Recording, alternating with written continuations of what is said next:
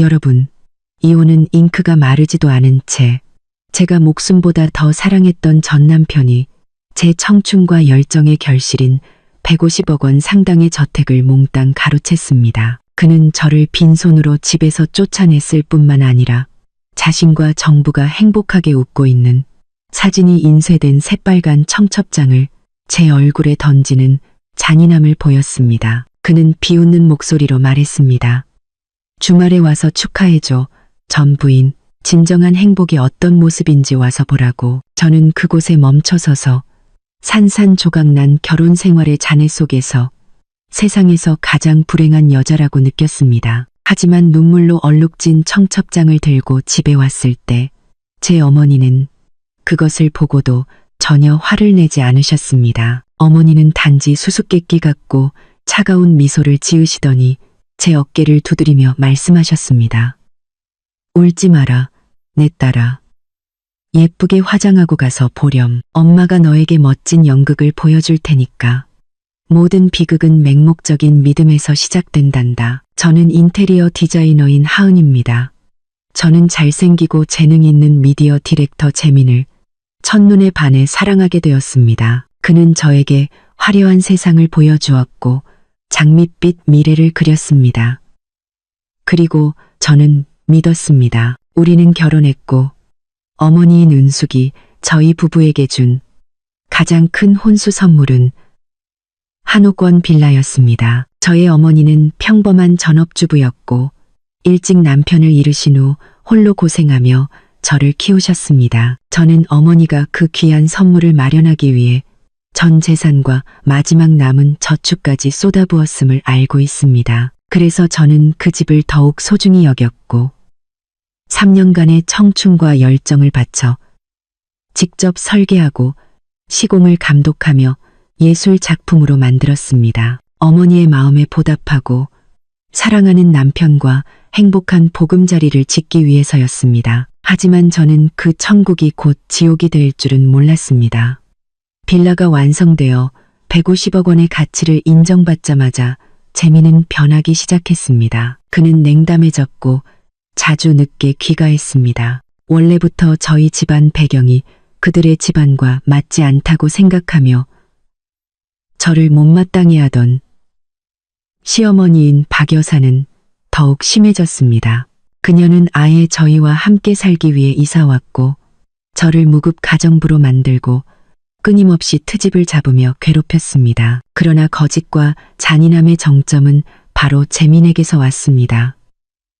약 2달 전 그는 걱정과 근심이 가득한 얼굴로 집에 돌아왔습니다. 회사가 어려움에 처했고 극복하지 못하면 파산할 위기에 놓여 있다며 큰 자금이 필요하다고 말했습니다. 그는 저에게 간절히 빌면서 이 빌라만이 자신을 구할 수 있다고 했습니다. 회사를 살리기 위해 이것을 은행에 담보로 잡고 대출을 받기를 원했습니다. 하은아, 이번 한 번만 나를 도와줘. 그는 눈물을 글썽이며 제 손을 잡았습니다. 이 어려운 시기만 넘기면 내가 모든 것을 보상해 줄게. 이 집은 당신의 거야. 나는 단지 대출을 받기 위해 명의만 빌리는 것뿐이야. 절대 이 집에 욕심내지 않을 거야. 남편을 극진히 사랑하고 신뢰하는 아내인 제가 어떻게 그가 무너지는 모습을 참아볼 수 있었겠습니까? 저는 조금의 의심도 하지 않았습니다. 다음 날 그는 저를 공증 사무실로 데려갔고 테이블 위에는 두꺼운 서류철이 놓여 있었습니다. 그는 서명해야 할 곳을 가리키며 이것이 자산담보 계약이며 은행에서 대출을 받기 위해 필요한 절차라고 말했습니다. 저는 남편에 대한 걱정과 완전한 믿음으로 한 장 한 장 꼼꼼히 읽어보지 않고 서명했습니다. 그것이 제 인생의 치명적인 실수였습니다. 저는 그 담보계약서 수십 장 사이에 그가 교묘하게 부동산 증여 계약서를 끼워 넣었다는 것을 알지 못했습니다. 당황한 상태에서 한저의 서명은 제가 쏟아부은 열정에 대한 소유권의 종지부를 찍었습니다. 목적을 달성하자마자 그의 본색이 드러났습니다. 그는 더 이상 슬퍼하거나 걱정하지 않았습니다. 그는 혼자가 아니라 제가 그의 전부라고 막연하게 짐작했던 학벌지수와 함께 집에 돌아왔습니다. 저와 시어머니 앞에서 그는 태연하게 선언했습니다. 이혼하고 싶어. 시어머니는 놀라는 대신 만족스러운 미소를 지었습니다. 알고 보니 이 모든 것이 그들이 함께 꾸민 연극이었던 것입니다. 회사가 어렵다는 연극은 저를 속여 서류에 서명하게 하여 집을 가로채기 위한 구실에 불과했습니다. 당신 자신을 봐. 그는 경멸하는 목소리로 말했습니다. 매일 집에만 틀어박혀 있고 따분하기만 해. 당신은 더 이상 나와 어울리지 않아. 지수가 내 여자야. 저는 그곳에 멈춰 섰습니다. 단 한 번의 오후에 모든 것을 잃었습니다. 제가 사랑했던 남편, 제가 열정을 쏟았던 집, 그리고 사랑에 대한 믿음까지. 저는 낡은 옷가방 하나와 산산조각 난 심장을 안고 그들에게서 쫓겨났습니다. 그리고 제 상처에 소금을 뿌리듯 그는 주머니에서 청첩장을 꺼내 제 발밑에 던졌습니다. 아, 잊을 뻔했네. 그는 악마 같은 비웃음을 흘렸습니다. 이번 주말에 나랑 지수는 바로 이 저택에서 결혼식을 올릴 거야. 당신도 와서 축하해줘. 와서 나한테, 그리고 이 집에 어울리는 여자가 어떤 사람인지 꼭 보라고. 저는 서울의 강한 햇살 아래 눈물을 흘리며 서 있었습니다. 극도의 굴욕감, 무력감, 그리고 절망감을 느꼈습니다. 저는 갈 곳이 없었습니다. 저는 그저 무거운 여행 가방을 끌고 어머니의 작은 집으로 돌아갈 수밖에 없었습니다. 비참한 모습으로 돌아온 저를 보시고도 어머니는 많은 것을 묻지 않으셨고 그저 묵묵히 저를 품에 안아주셨습니다. 저는 흐느끼며 재민의 배신과 그가 저택을 가로채기 위해 사용한 비열한 음모에 대해 모든 것을 말씀드렸습니다. 저는 굴욕의 증거인 청첩장을 어머니께 보여드렸습니다.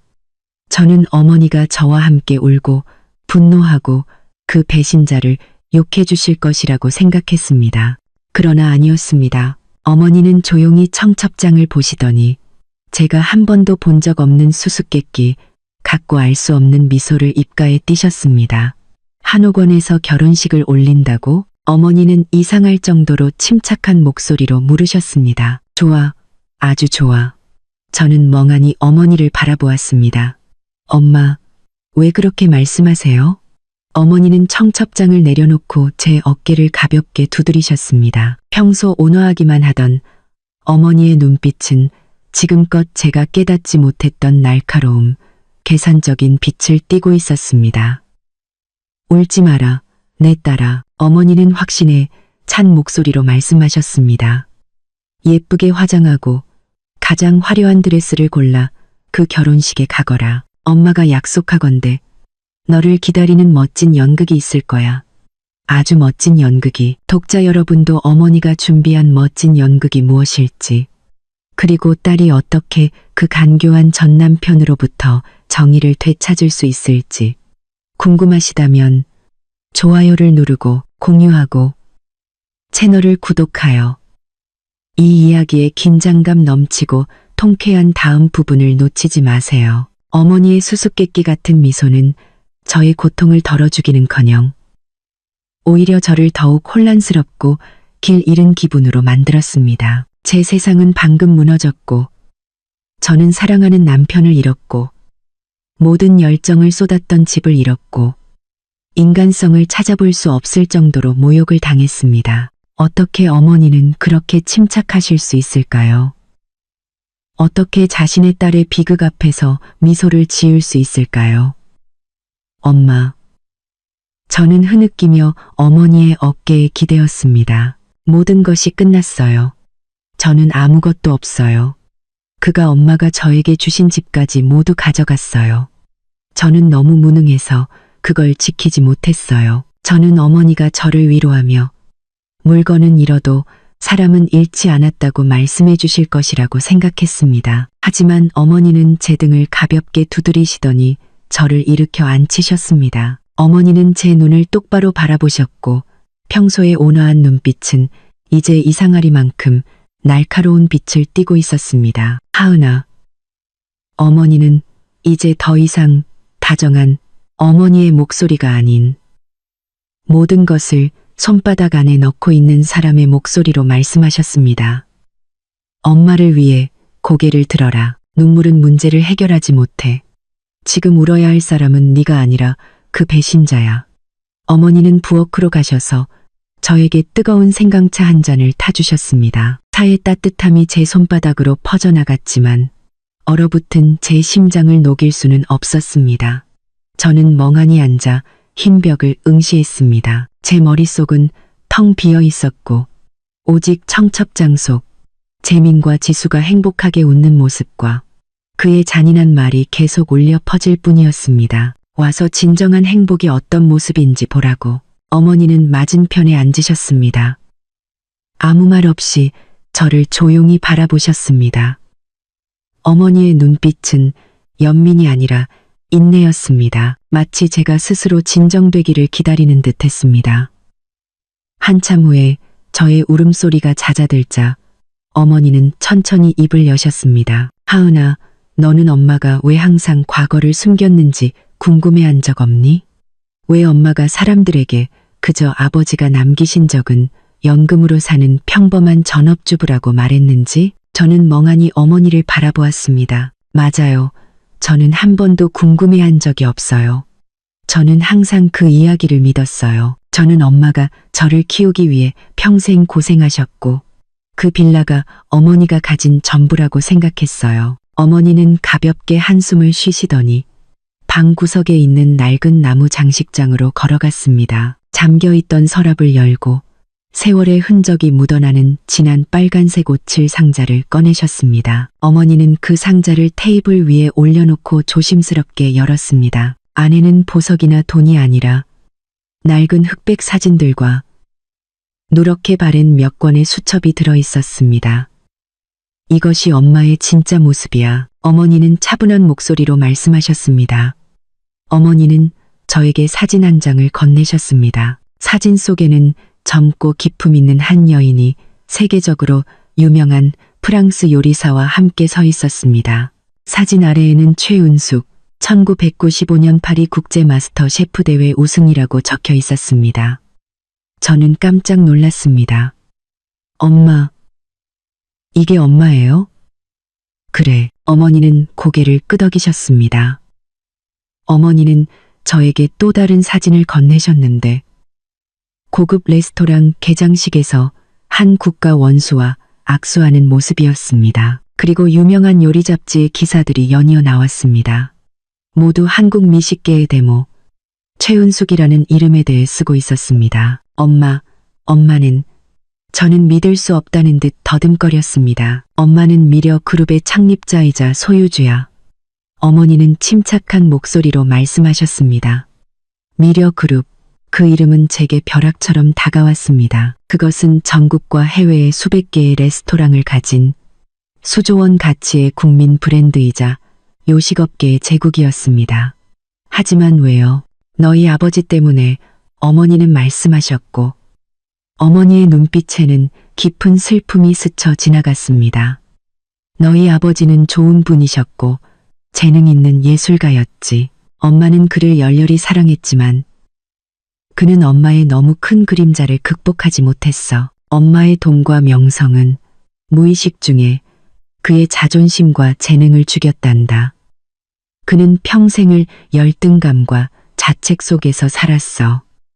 어머니는 제 손을 잡으셨습니다. 내 아버지가 돌아가셨을 때 엄마는 내 딸에게는 그 비극이 반복되지 않도록 하겠다고 스스로 약속했지. 엄마는 네가 평범한 삶을 살고 네가 물려받을 막대한 재산 때문이 아니라 너 자체를 진심으로 사랑하는 남자를 찾기를 바랐어. 그래서 엄마는 숨어 살기로 하고 모든 것을 감춘 거야. 엄마는 재민을 아주 면밀히 관찰했단다.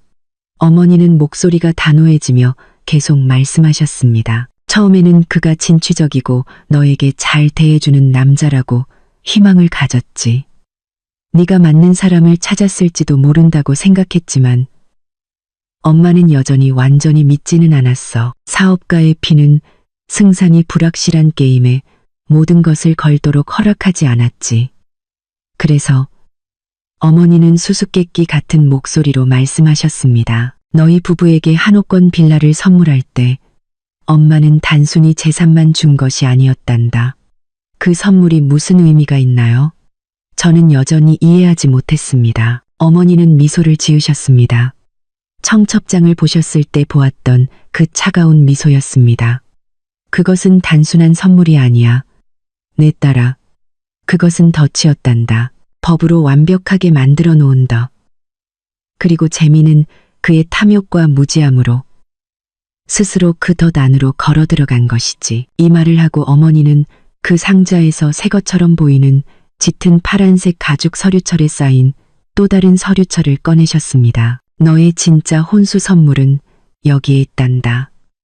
저는 어머니의 손에서 떨리는 손으로 서류철을 받았습니다. 그것은 종이의 무게뿐만 아니라 제가 곧 알게 될 비밀의 무게 때문에 이상하게 무거웠습니다. 어머니의 화려했던 과거, 미려 그룹이라는 요식업 제국, 이 모든 것은 이미 저의 상상을 초월하는 일이었고, 이제 제 혼수 선물 속에 또 다른 비밀, 덫이 숨겨져 있다니. 저는 표지를 열었고 제 눈에 가장 먼저 들어온 문구는 조건부 부동산 증여계약이었습니다. 조건부 증여계약, 저는 전혀 이해하지 못하고 중얼거렸습니다. 맞아. 어머니는 이제 노련한 변호사와 다를 바 없는 목소리로 말씀하셨습니다. 엄마가 너희 부부에게 빌라를 증여하기로 결정했을 때 미려그룹의 최고 법률팀에게 이 계약서를 작성하도록 했어. 이것은 일반적인 증여계약이 아니란다. 내 딸아. 어머니는 작게 인쇄되어 있지만 조심스럽게 밑줄이 그어진 조항을 가리키셨습니다. 저는 눈을 가늘게 뜨고 읽었습니다. 제3.2조 계약의 효력, 본 증여계약의 효력 및 수증자 하응과 재민의 소유권은 두 당사자가 유효한 혼인관계를 유지하고 있음을 적법한 혼인증명서로 입증하고 부부로서의 애정을 가지고 공동생활을 영위할 때에만 인정된다. 저는 그 조항을 반복해서 읽었고 그러자 놀라운 깨달음이 제 머릿속에 번쩍이기 시작했습니다. 엄마, 이게 무슨 뜻이에요? 이것은 어머니는 명확하게 설명하셨습니다. 너희 부부의 빌라 소유권이 너희 둘의 혼인 상태에 직접적으로 묶여 있다는 뜻이야.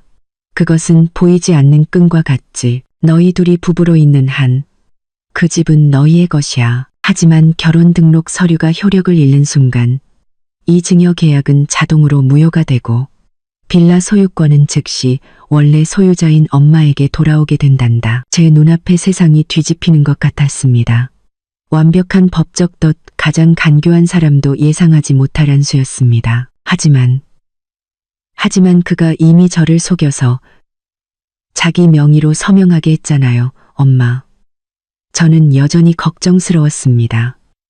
그게 무슨 소용이 있어요? 어머니는 비웃으셨습니다. 그는 보잘것없는 미디어 디렉터일 뿐이야. 어떻게 엄마의 법률팀과 지혜 대결을 할 수 있겠니? 그가 너를 속여서 서명하게 한 그 서류는 증여계약이든 재산 합의든 법적으로는 원본 계약으로부터 파생된 2차 거래로 간주된단다. 간단히 이해하면 돼. 어머니는 말씀하셨습니다. 재민의 소유권이라는 나무는 엄마가 준 계약이라는 뿌리에서 자란 거야. 이제 너희 둘이 이혼해서 그 뿌리가 제거되었으니 그 나무는 저절로 말라 죽을 수밖에 없어. 이후에 발생한 모든 서류는 무가치해지지. 그 집은 법원이 이혼 판결을 내린 순간부터 더 이상 그의 것이 아니란다. 그는 지금 불법적으로 엄마의 집에서 살고 있는 거야. 저는 완전히 멍해졌습니다. 제가 그저 부엌일만 아는 줄 알았던 어머니는 무서우리만치 계산적인 머리와 성견지명을 가지고 계셨습니다. 어머니는 모든 것을 예측했고 처음부터 저를 위한 탈출구를 마련해 두셨던 것입니다. 어머니는 경멸하는 목소리로 계속 말씀하셨습니다. 탐욕스럽고 근시안적인 자들의 치명적인 실수를 저질렀어. 그는 재산을 어떻게 가로챌지에만 너무 집중한 나머지 그 재산을 얻기 위한 전제 조건인 너를 지키는 것을 잊은 거야. 그는 스스로 모든 것을 가져다 줄 수 있었던 유일한 조항을 제 손으로 깨뜨린 것이지. 제 고통은 절반으로 줄어든 것 같았고 그 대신 작고 통쾌한 기쁨이 싹트기 시작했습니다. 그렇다면 이제 우리는 어떻게 해야 하나요? 당장 그를 고소하고 집을 되찾아야 하나요? 고소라니? 뭐가 그렇게 급하니? 내 딸아. 어머니는 미소를 지으셨습니다. 청첩장을 보셨을 때 보았던 그 차가운 미소였습니다. 법정 소송을 하면 무슨 재미로 보겠니? 우리는 아무것도 할 필요가 없어. 그저 가만히 앉아서 물고기가 스스로 통 안으로 뛰어들기를 기다리면 된단다. 어머니는 테이블 위에 있는 청첩장을 집어들고 예술 작품처럼 감상하셨습니다. 그가 청첩장을 보냈지. 바로 그 저택에서 결혼식을 올리고 싶다고 했고 아주 잘 됐어. 그가 요란하게 할수록 더 망신을 당할 테니까. 그는 세기의 결혼식을 원했지만 엄마는 그에게 세기의 재앙을 선사할 거야. 엄마, 그게 무슨 뜻이에요? 저는 여전히 어머니의 생각을 따라잡지 못했습니다. 그가 웨딩 업체를 고용했니? 네, 청담 테이블이라는 고급 케이터링 회사라고 들었어요. 아주 좋아. 어머니는 고개를 끄덕이셨고 눈빛은 교활함으로 빛났습니다. 그렇다면 일이 엄마 생각보다 더 쉬워졌구나. 어머니는 더 이상 설명하지 않으시고 일어나 창가로 걸어갔습니다. 네가 할 일은 어머니는 제 손을 잡으셨습니다. 눈물을 닦고 모든 슬픔을 떨쳐버리고 쇼핑을 하고 예쁘게 꾸미고 가장 화려한 드레스를 고르는 거야. 그날 너를 무시했던 자들의 몰락을 지켜보기 위해 여왕처럼 나타나야 해. 나머지는 모두 엄마에게 맡겨라. 제 눈에서 다시 눈물이 흘러내리기 시작했습니다. 하지만 이번에는 고통의 눈물이 아니라 감사함과 통쾌함, 그리고 제가 혼자가 아님을 알게 된 행복의 눈물이었습니다. 저에게는 어머니가 계십니다. 저를 사랑해 주실 뿐만 아니라 전사이며 진정한 여왕이신 어머니. 테이블 위의 청첩장은 더 이상 굴욕의 상징이 아니었습니다. 그것은 그 남자의 몰락을 보기 위한 초대장이 되었습니다.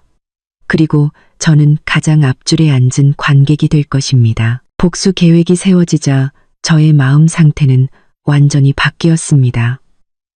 고통과 절망은 이상하리만큼 기다림과 흥분으로 대체되었습니다. 저는 더 이상 비극에 빠진 희생자가 아니었습니다.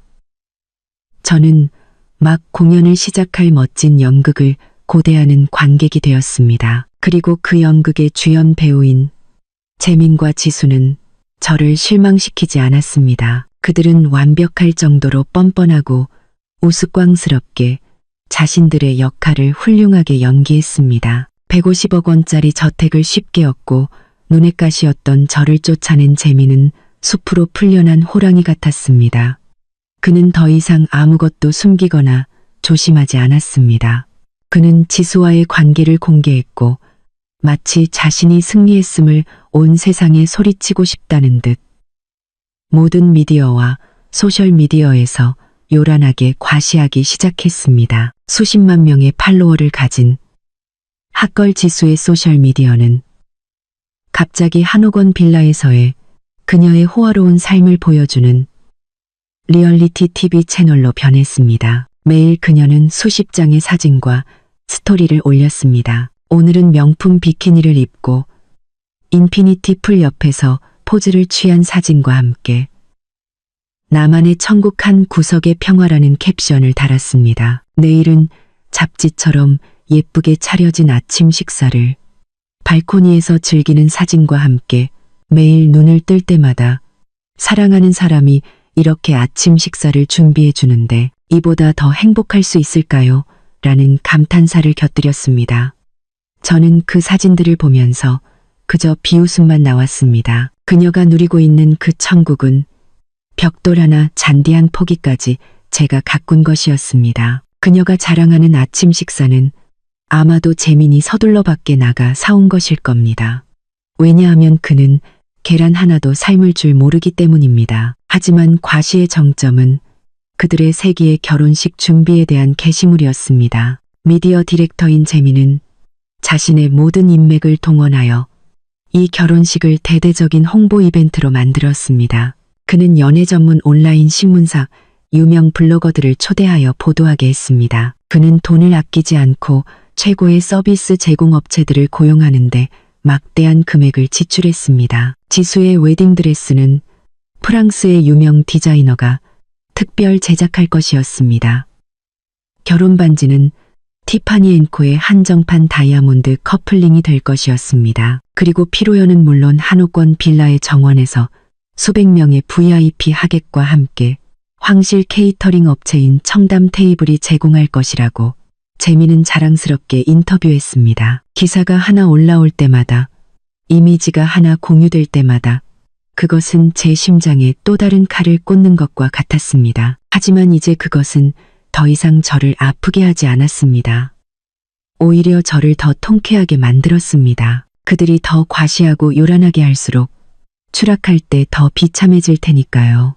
그동안 저와 어머니는 조용한 삶을 살았습니다. 어머니는 저를 도시 중심부에 있는 어머니의 펜트하우스 중 한 곳, 보안이 철저하고 완전히 독립된 곳으로 데려가셨습니다. 여기서 쉬고 있어. 어머니는 말씀하셨습니다. 네가 할 일은 이제 정말 예쁘고 정말 빛나는 모습이 되는 거야. 어머니는 저에게 영양사, 개인 트레이너, 피부 관리 전문가 등 최고의 전문가 팀을 고용해 주셨습니다. 저는 과학적인 운동과 식단 관리를 시작했습니다. 저는 책을 읽고 음악을 듣고 예술에 대해 더 배웠습니다. 저는 육체적으로 회복하고 있을 뿐만 아니라 제 영혼 전체를 재창조하고 있었습니다. 가끔 예전 공동 친구들이 재민과 지수에 대한 기사를 저에게 보내주며 위로와 격려의 말을 덧붙였습니다. 그냥 잊어버려. 그런 종류의 사람은 너에게 어울리지 않아. 그 어린 것을 보면 역겨워. 정말 뻔뻔한 상간녀야. 저는 그저 미소를 지으며 감사하다고만 했습니다. 그들은 제가 그들의 동정을 필요로 하지 않는다는 것을 몰랐습니다. 저는 다른 연극을 기다리고 있었습니다. 승리에 취한 재민은 완전히 경계심을 잃었습니다. 그는 제가 왜 그렇게 조용히 사라졌는지 전혀 궁금해하지 않았습니다. 아마도 제가 너무 고통스러워서 운명을 받아들이고 어딘가로 숨어 고통을 사귀고 있다고 생각했을 것입니다. 그는 또한 자신이 선택한 웨딩 업체에 대해서도 전혀 의심하지 않았습니다. 청담 테이블의 유명세와 엄청난 가격은 그가 그것이 자신의 품격을 보여줄 수 있는 가장 완벽한 선택이라고 믿게 만들었습니다. 그는 자신이 가장 날카로운 칼을 스스로 적의 손에 쥐어주고 있다는 것을 몰랐습니다. 그들의 과시극은 점점 더 우스꽝스러워졌습니다. 지수는 심지어 하우스 투어 비디오를 만들어 빌라의 구석구석을 자랑했고 제가 직접 선택한 가구들을 소개하면서도 그것이 자신의 섬세한 취향이라고 말했습니다. 댓글 섹션에는 수천 명의 사람들이 찬사를 보냈습니다. 하지만 빌라에 놀러왔던 제 친구 몇몇은 진실을 알아차렸습니다. 이 도자기 꽃병 하은 씨가 고른 거 아니야? 이 배치 방식. 하은 씨 스타일이랑 똑같아서 나칭네. 하지만 그 댓글들은 재빨리 삭제되었습니다. 그들은 저의 모든 흔적을 지우고 제가 그 집에는 한 번도 존재하지 않았던 사람으로 만들고 싶어 했습니다. 하지만 그들은 이 빌라의 영혼과 곧 시작될 연극의 영혼이 다른 사람의 손에 달려 있다는 것을 몰랐습니다. 청담 테이블의 사무실은 서울 중심부의 고급 빌딩 최상층에 위치해 있었습니다. 재민과 지수는 자신들이 VIP 고객이라는 듯 고개를 뻣뻣하게 들고 들어섰습니다. 그들은 도시 전체가 내려다 보이는 통유리창이 있는 전용 회의실로 안내되었습니다. 단정한 검은색 정장을 입고 머리를 올린 중년 여성이 들어왔습니다. 그녀는 청담 테이블의 운영이사, 강이사였고 어머니의 가장 유능한 오른팔 중 한 명이었습니다. 재민 씨, 지수 씨, 안녕하세요. 강이사는 전문적으로 미소를 지었습니다. 두 분의 세기의 결혼식에 봉사하게 되어 매우 영광입니다. 안녕하세요, 강이사님.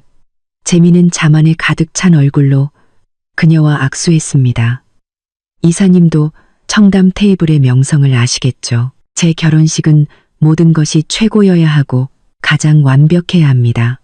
비용은 문제가 되지 않습니다. 물론입니다. 강 이사는 고개를 끄덕였습니다. 그것이 바로 저희의 모토입니다. 두 분은 피로연 메뉴에 대해 어떤 아이디어를 가지고 계신가요? 지금까지 조용히 있던 지수가 교태 섞인 목소리로 입을 열었습니다. 저는 한국 요리에는 익숙지 않아요. 서양 음식을 먹는데 익숙하죠. 메뉴는 정말 고급스러워야 해요. 알래스카 랍스터, 코베 소고기, 프랑스 푸아그라 같은 것들로 가득 차야 해요. 된장찌개나 김치찌개 같은 시골 음식은 익숙하지 않아요. 그녀는 그의 시골 뜨기 전 부인에게 으름장을 놓으려는 듯 재민을 곁눈질했습니다. 재민은 칭찬하며 고개를 끄덕였습니다. 맞아요. 제 지수는 아주 섬세한 취향을 가지고 있습니다.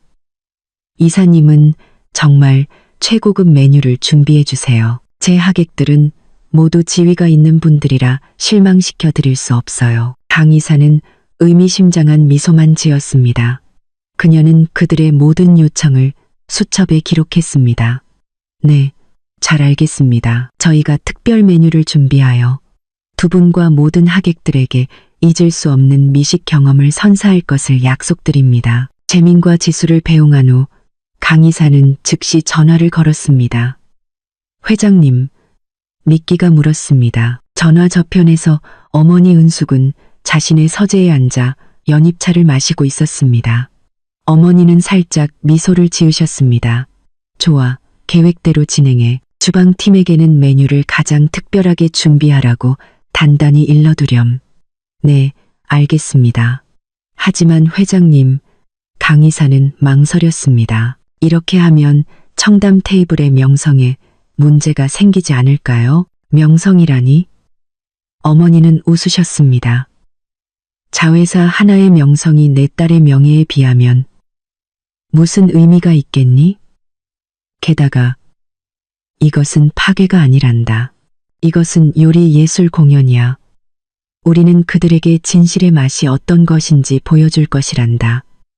그렇게 하여 상세한 계획이 세워졌습니다. 한국 미식계의 대모인 어머니는 직접 비밀 메뉴를 작성하셨습니다. 어머니는 직접 참석할 필요가 없었지만 어머니의 모든 명령은 절대적으로 전달되고 실행되었습니다. 어머니는 미려 그룹의 레스토랑 체인 중 가장 재능 있는 셰프, 가장 평범한 음식을 걸작으로 만들 수 있는 민속 요리의 장인을 불렀습니다. 이번 자네의 임무는 어머니는 그에게 말씀하셨습니다. 맛있게 만드는 것이 아니라 아주 제대로 된 맛을 내는 것이야. 거짓의 맛, 그리고 대가의 맛을. 모든 준비는 비밀리에 진행되었습니다. 재민과 지수는 여전히 자신들이 황실 피로연을 열게 될 것이라고 확신했습니다. 결혼식 며칠 전 청담 테이블 측은 그들에게 프랑스어로 된 화려한 이름들로 가득 찬 가짜 메뉴를 보냈습니다. 무화과 소스를 곁들인 구운 푸아그라, 오븐에 구운 랍스터. 그들은 메뉴를 보며 만족스럽게 고개를 끄덕였고 그 이름들 뒤에 완전히 다른 진실이 숨겨져 있다는 것을 전혀 알지 못했습니다. 그들은 승리에 너무 심취해 있었고 너무 거만해서 경계심이 조금도 없었습니다. 그들은 그 오만함이 그들을 어머니의 손에 놀아나는 꼭두각시로 만들고 있다는 것을 몰랐습니다. 운명적인 웨딩 업체와의 만남 이후 며칠 동안 저의 세상은 완전히 바뀌었습니다. 더 이상 눈물 속에서 밤을 지새우는 일도, 공허함과 절망으로 아침을 맞는 일도 없었습니다. 고통은 여전히 거기에 남아 완전히 치유되지 않을 깊은 상처처럼 존재했지만 더 이상 저를 지배하지는 않았습니다. 그 대신 새로운 감정, 배신의 잿더미 속에서 피어난 불꽃이 타오르고 있었습니다. 그것은 바로 결이었습니다. 저는 더 이상 나약하고 버림받은 불쌍한 아내 하은이 아니었습니다. 저는 서서히 어머니, 한국 미식계의 대모 최은숙의 딸이 되어가고 있었습니다. 다른 사람이 자신의 운명을 결정하도록 절대 허락하지 않는 여인. 어머니는 저에게 복수 계획뿐만 아니라 그보다 더 중요한 것을 주셨습니다. 바로 저의 자존심을 되찾아 주셨습니다. 자격 없는 사람 때문에 내 눈물을 흘리게 하지 마라. 내 딸아. 어머니는 제게 그렇게 말씀하셨습니다. 울지 말고 고통을 힘으로 바꿔 일어나서 고개를 들고 그가 없어도 네가 수만 배 더 잘 살고 있다는 것을 세상에 보여주렴. 그리고 저는 어머니의 말씀대로 했습니다. 저는 겉과 속 모두를 바꾸는 변신 과정, 자기 재창조를 시작했습니다. 어머니의 고급 펜트하우스는 더 이상 슬픔을 사귀는 은신처가 아니었습니다. 그것은 저만의 개인 훈련센터가 되었습니다. 매일 아침 이불 속에 웅크리는 대신 저는 새벽 5시에 일어나 어머니와 함께 옥상에서 요가를 하며 도시의 맑은 공기를 들이마시고 몸속에 새로운 에너지가 가득 차는 것을 느꼈습니다. 그 후 저는 최고의 개인 트레이너의 지도 아래 전용 체육관에서 1시간을 보냈습니다. 흘리는 땀방울은 저의 몸매를 되찾아주는 것뿐만 아니라 오랫동안 쌓여있던 근심과 억울함까지 씻어냈습니다. 저의 식단도 완전히 바뀌었습니다. 미식 전문가의 지식을 가진 어머니는 직접 저를 위해 건강뿐만 아니라 피부와 몸매 개선에도 도움이 되는 영양식단을 짜주셨습니다. 저는 더 이상 식사를 거르거나 대충 먹지 않았습니다. 저는 제 몸을 소중히 여기는 법, 지난 3년 동안 완전히 잊고 있었던 자기 자신을 사랑하는 법을 배웠습니다. 하지만 가장 큰 변화는 신체적인 것이 아니라 정신적인 것이었습니다.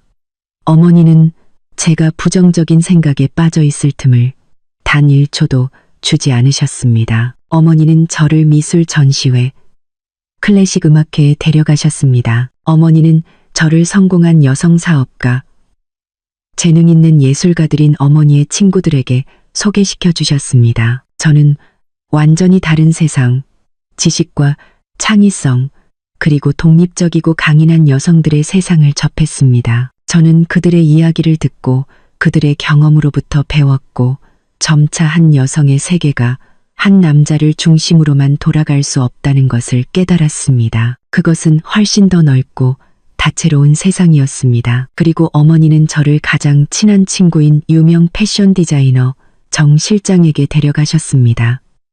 정 실장아, 어머니는 말씀하셨습니다. 이 아이가 자신을 되찾도록 도와주렴.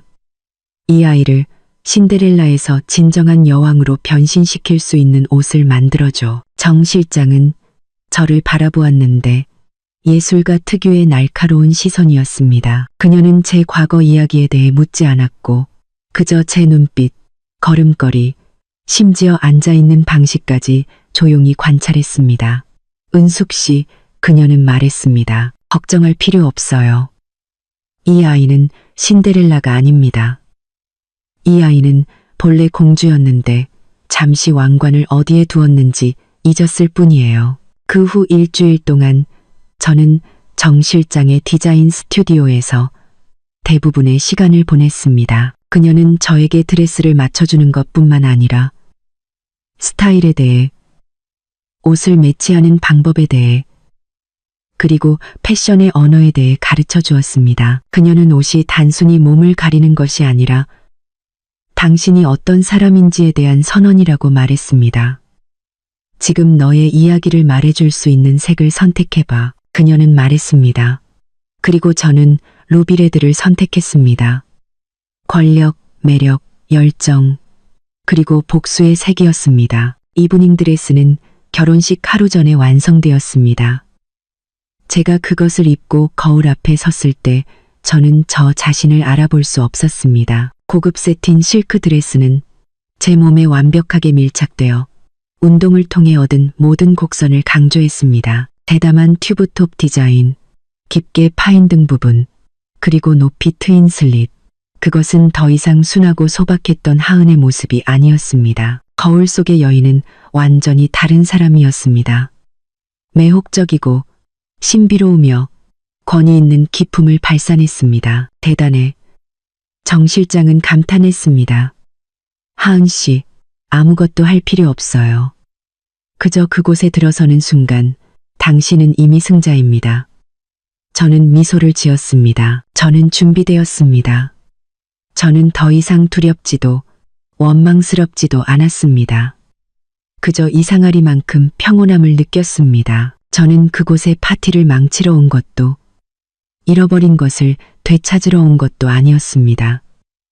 그 사람은 더 이상 가치가 없었습니다. 저는 특별한 관객으로서 연극을 보기 위해 그리고 저의 과거에 공식적으로 종지부를 찍기 위해 그곳에 가는 것이었습니다. 저는 재민에게, 지수에게, 그리고 그의 가족 모두에게 그들이 잔인하게 내버린 여인이 지금 얼마나 화려하고 강하게 환생했는지 보여줄 것입니다. 그 주말 서울의 하늘은 맑고 화창하여 마치 재민과 지수의 세기의 결혼식을 더욱 돋보이게 하려는 듯했습니다. 제가 열정을 쏟았던 한옥권 빌라는 이제 화려하게 장식되었지만 완전히 다른 스타일이었습니다. 제가 만들려고 했던 세련되고 아늑한 분위기는 사라지고 그 대신 과장되고 사치스러운 화려함이 자리 잡았습니다. 수천 송이의 흰색과 분홍색 장미가 거대한 꽃아치로 만들어졌습니다. 흰색 실크 리본이 곳곳에 걸려 있었습니다. 그리고 정원 중앙에는 거대한 LED 스크린이 설치된 대형 무대가 세워져 있었고 신랑 신부의 낭만적인 결혼 사진들이 반복해서 비춰지고 있었습니다. 모든 것이 완벽했습니다. 겉모습은 화려하지만 속은 공허한 완벽함이었습니다. 정오부터 고급 승용차들이 줄을 지어 들어왔습니다. 하객들은 모두 재계와 연예계의 유력 인사들이었습니다. 기자들과 언론인들도 취재 구역에 모여 이 떠들썩한 행사의 모든 순간을 기록할 준비를 하고 있었습니다. 파티의 주인공인 재민과 지수는 동화 속의 왕자와 공주처럼 등장했습니다. 지수는 수천 개의 반짝이는 다이아몬드가 밝힌 유명 브랜드의 웨딩드레스를 입고 있었습니다. 그녀의 얼굴은 완벽하게 화장되어 있었고 그녀의 행복한 미소는 감출 수 없었습니다. 그녀는 재민의 팔짱을 끼고 테이블마다 다니며 축하와 질투의 눈길을 받았습니다. 그녀는 지금 인생의 정점에 서 있었습니다. 부유한 남편, 꿈에 그리던 결혼식, 그리고 수백만 명이 부러워할 만한 저택을 얻었습니다. 그녀는 그 모든 것이 모래 위에 지은 성일 뿐이며 곧 쓰나미에 휩쓸려 갈 것이라는 것을 몰랐습니다. 재민 또한 승리의 기쁨에 취해 있었습니다. 그는 멋지고 자신감이 넘쳐 보였습니다. 저택을 가로채고 예쁘고 부유한 새 아내를 맞이한 것이 그를 마치 왕처럼 느끼게 만들었습니다. 그는 모든 사람이 자신을 칭찬하고 부러워하기를 원했습니다. 그는 저의 존재를 완전히 잊었거나 아마도 의도적으로 잊으려고 했을 것입니다. 그에게 저는 과거의 실수 깨끗하게 지워진 오점에 불과했습니다. 저의 전 시어머니 박 여사 또한 우아한 한복을 차려입고 여기저기 돌아다니며 아들에게 걸맞은 새며느리를 자랑했습니다. 이것 보세요. 우리 아들 며느리가 이래야죠. 그녀는 친구들에게 자랑스럽게 말했습니다. 예쁘고 능력도 있고 사람 대하는 법도 알아요. 정말 우리 집안의 복이죠. 그녀는 자신이 자랑하는 그 복이 곧 재앙으로 변할 것이라는 것을 몰랐습니다. 결혼식은 순조롭고 완벽하게 진행되었습니다. 그들은 반지를 교환하고 케이크를 자르고 샴페인을 따랐습니다. 끊임없이 박수 소리가 울려 퍼졌습니다. 검조터 쓰이고 가론식은 순조롭고 완벽하게 진행되었습니다. 결혼식은 순조롭고 재민은 마이크를 잡았고 그의 목소리는 가짜 감동으로 가득 차 있었습니다.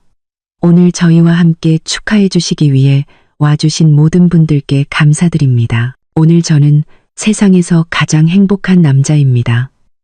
가장 멋진 여자 지수와 결혼했기 때문입니다. 그는 신부를 돌아보며 이마에 키스했습니다. 홀 전체는 다시 박수와 환호성으로 터져 나왔습니다. 카메라 플래시가 끊임없이 터지며 그들의 황금 같은 순간을 기록했습니다. 그들은 충만함, 승리의 정점에 서 있었습니다. 그리고 그것이 가장 완벽한 순간이었습니다. 그리고 이제 사회자가 발표했습니다. 자, 여러분, 모두 잔을 드시고 서울 최고의 케이터링 업체 청담 테이블에서 준비한 황실 피로연을 즐겨주십시오. 그것이 신호였습니다. 지금까지 바깥의 차 안에서 조용히 앉아 모든 것을 은밀하게 관찰하고 있던 저는 살짝 미소를 지었습니다. 그들의 연극은 끝났고 이제 어머니의 연극이 시작될 시간이었습니다. 지시에 따라 흰색 제복을 입은 수십 명의 웨이터들이 은빛 뚜껑이 덮인 음식 쟁반을 정중하게 들고 주방 구역에서 천천히 나왔습니다. 모두가 기대에 부풀어 있었습니다. 그들은 이렇게 호화로운 결혼식에 어떤 산의 진미가 나올지 궁금해했습니다. 랍스터, 전복, 아니면 상어 지느러미? 재민과 지수도 서빙팀을 바라보고 있었습니다. 만족스러운 미소가 여전히 입가에 머물러 있었습니다. 그들은 하객들의 감탄과 찬사를 받을 준비가 되어 있었습니다. 그리고 은빛 뚜껑이 일제히 열렸습니다. 하지만 그 아래에 드러난 것은 랍스터나 콥의 소고기가 아니었습니다. 피로연의 고급스러운 공간은 갑자기 너무나도 특징적인 향으로 가득 찼습니다. 강렬하고 토속적이며 이 장소와는 전혀 어울리지 않는 냄새. 그것은 바로 새우젓을 곁들인 홍어 삼합의 냄새였습니다. 은빛 뚜껑이 일제히 열리는 순간 빌라 정원의 고급스러운 공간은 말문이 막힐 듯한 침묵에 잠겼습니다. 감미로운 음악 소리가 갑자기 생뚱맞게 느껴졌고 웃음소리는 잦아들었습니다. 화려한 이브닝 드레스와 세련된 정장을 입은 수백 명의 하객들은 지금 막 테이블 위에 놓인 음식 접시들을 형언할 수 없는 표정으로 응시하고 있었습니다. 붉은 알래스카 랍스터도 향긋한 구운 콥의 소고기도 기름진 프랑스 푸아그라도 없었습니다. 그 대신 그들 앞에는 이보다 더 한국적일 수 없는 음식들이 있었습니다. 아마도 그들이 세기의 결혼식에서 등장하리라고는 평생 상상도 못했을 음식들이었습니다. 정교하게 금으로 테두리가 둘러진 영국산 흰색 도자기 접시, 위에는 아주 예술적으로 차려진 홍어 삼합이 놓여 있었습니다. 삭힌 홍어 조각들 옆에는 잘 삶은 돼지고기 보쌈, 그리고 묵은지가 정갈하게 놓여 있었습니다. 하지만 가장 강렬한 인상을 남긴 것, 모든 사람의 후각을 장악한 것은 바로 새우젓이었습니다. 레몬, 설탕, 고춧가루로 버무려 거품이 일게 만든 강력한 새우젓 한 그릇이 강렬하고 특징적인 냄새를 풍겼습니다. 미식가들에게는 한국의 혼과 정신과 같은 냄새였지만 이런 고급스러운 결혼식장에서는 후각적 재앙이었습니다. 강렬한 홍어의 냄새는 타협 없이 정원의 구석구석을 파고들었고 사모님들의 샤넬 너우, 오 향수 냄새와 섞여 세상에서 가장 기이한 냄새의 조합을 만들어냈습니다. 하지만 그것이 전부가 아니었습니다. 그 황실 홍어 삼합 옆에는 순대볶음 접시가 가득 놓여 있었습니다. 평범한 포장마차의 요리들, 길거리의 미식의 정수가 수십억 원짜리 결혼식 테이블 위에 정중하게 올려진 것입니다. 몇 초간 멍하니 있던 하객들은 서로를 보기 시작했습니다. 처음에는 속삭임에 불과했던 웅성거림이 점점 커지기 시작했습니다. 이게 뭐야? 홍어회. 내가 잘못 본 건가? 맙소사. 이 끔찍한 냄새는 뭐야? 깨끗한 환경에서 살아온 일부 사모님들은 괴로움에 얼굴을 찌푸리며 코를 막아야 했습니다. 호화로운 결혼식을 찬양하는 기사를 쓰기 위해 초대된 기자들과 언론인들조차도 멍하니 카메라를 들고 찍어야 할지 말아야 할지 몰랐습니다. 이것은 단순한 사고가 아니었습니다. 이것은 굴욕이었습니다. 정교하고 예술적으로 연출된 굴욕. 파티의 주인공인 신부 지수가 가장 먼저 무너졌습니다. 그녀는 무대에 서 있었고 행복한 미소는 아직 입가에 남아 있었습니다. 하지만 강렬한 홍어 냄새가 코를 찔렀고 테이블 위에 정중하게 놓인 순대볶음을 내려다보았을 때 그 미소는 얼어붙었습니다. 완벽하게 화장된 그녀의 얼굴은 붉어졌다가 창백해지더니 핏기가 가셨습니다. 그녀는 소셜미디어에서 항상 세련되고 상류층 이미지를 구축해온 핫걸이었습니다. 그녀는 항상 미슐랭 레스토랑에서의 식사를 자랑했고 격이 떨어지는 음식은 먹을 수 없다고 말해왔습니다. 그리고 지금 그녀의 인생에서 가장 중요한 날, 수백 대의 카메라 렌즈와 동급 사람들의 시선 앞에서 그녀는 홍어와 순대로 가득 찬 피로연에 직면해야 했습니다. 극도의 수치심과 당혹감이 밀려왔습니다. 그녀는 자신이 옷을 벗겨지고 무자비하게 조롱당하는 기분이었습니다. 재민 씨, 재민 씨. 그녀는 울먹이는 목소리로 그에게 돌아섰습니다. 이게 어떻게 된 일이에요? 하지만 재민은 지금 그녀를 위로할 정신이 없었습니다. 그 역시 멍해 있었습니다. 그의 잘생긴 얼굴은 이제 분노와 굴욕감으로 붉게 달아올랐습니다. 그는 자신의 지위를 확고히 하기 위해 이 성대한 결혼식을 위해 수십억 원을 썼고 모든 인맥을 동원했습니다. 그는 모든 사람이 감탄하고 부러워하기를 원했지만 지금 그는 걱정스러운 시선, 킥킥거리는 웃음, 그리고 씻어낼 수 없는 홍어 냄새만 받고 있었습니다. 그의 세기의 결혼식은 세기의 조롱거리로 변했습니다. 그는 자신이 하늘에서 내려온 따귀를 맞은 것 같았고 보이지 않지만 뼛속까지 아픈 따귀였습니다. 그리고 그 놀라움은 억제할 수 없는 분노로 변했습니다. 그는 누군가가 자신의 결혼식을 망치려고 했다는 것을 확신했습니다. 그리고 그 사람은 다름 아닌 저일 수밖에 없었습니다. 하은, 그 망할 여자. 그는 이를 갈았고 그의 눈은 핏발이 섰습니다. 그는 모든 이미지, 모든 역할을 잊었습니다. 지금 그는 모욕감에 미쳐 날뛰는 한 남자일 뿐이었습니다. 재민의 분노는 오랫동안 억눌려 있던 화산처럼 폭발했습니다. 그는 하객들에게도 옆에서 울먹이는 신부에게도 신경 쓰지 않았습니다. 그의 목표는 단 하나, 이 재앙에 책임이 있는 사람을 찾아내 갈기갈기 찢어버리는 것이었습니다. 그는 무대 아래로 달려 내려왔고 얼굴은 새빨개졌고 핏발선 눈으로 주위를 찾았습니다. 매니저 어디 있어? 청담 테이블 관리자 어디 있냐고. 당장 나와. 그는 소리쳤고 그의 외침은 정원 전체에 울려 퍼지며 음악과 사람들의 웅성거림을 압도했습니다. 모두가 신랑의 분노에 겁을 먹고 옆으로 비켜섰습니다. 곧바로 재민이 여전히 고위 관리자라고 믿고 있는 검은색 정장을 입은 단정하고 침착한 강의사가 주방 구역에서 나왔습니다. 그녀의 얼굴은 놀랍도록 평온하고 전문적이었습니다. 네, 재민 씨. 무슨 일로 그렇게 화가 나셨나요? 아직도 묻는 거예요? 재민은 달려가 강의사의 깃을 잡았습니다. 이것은 매우 무례하고 통제 불가능한 행동이었습니다.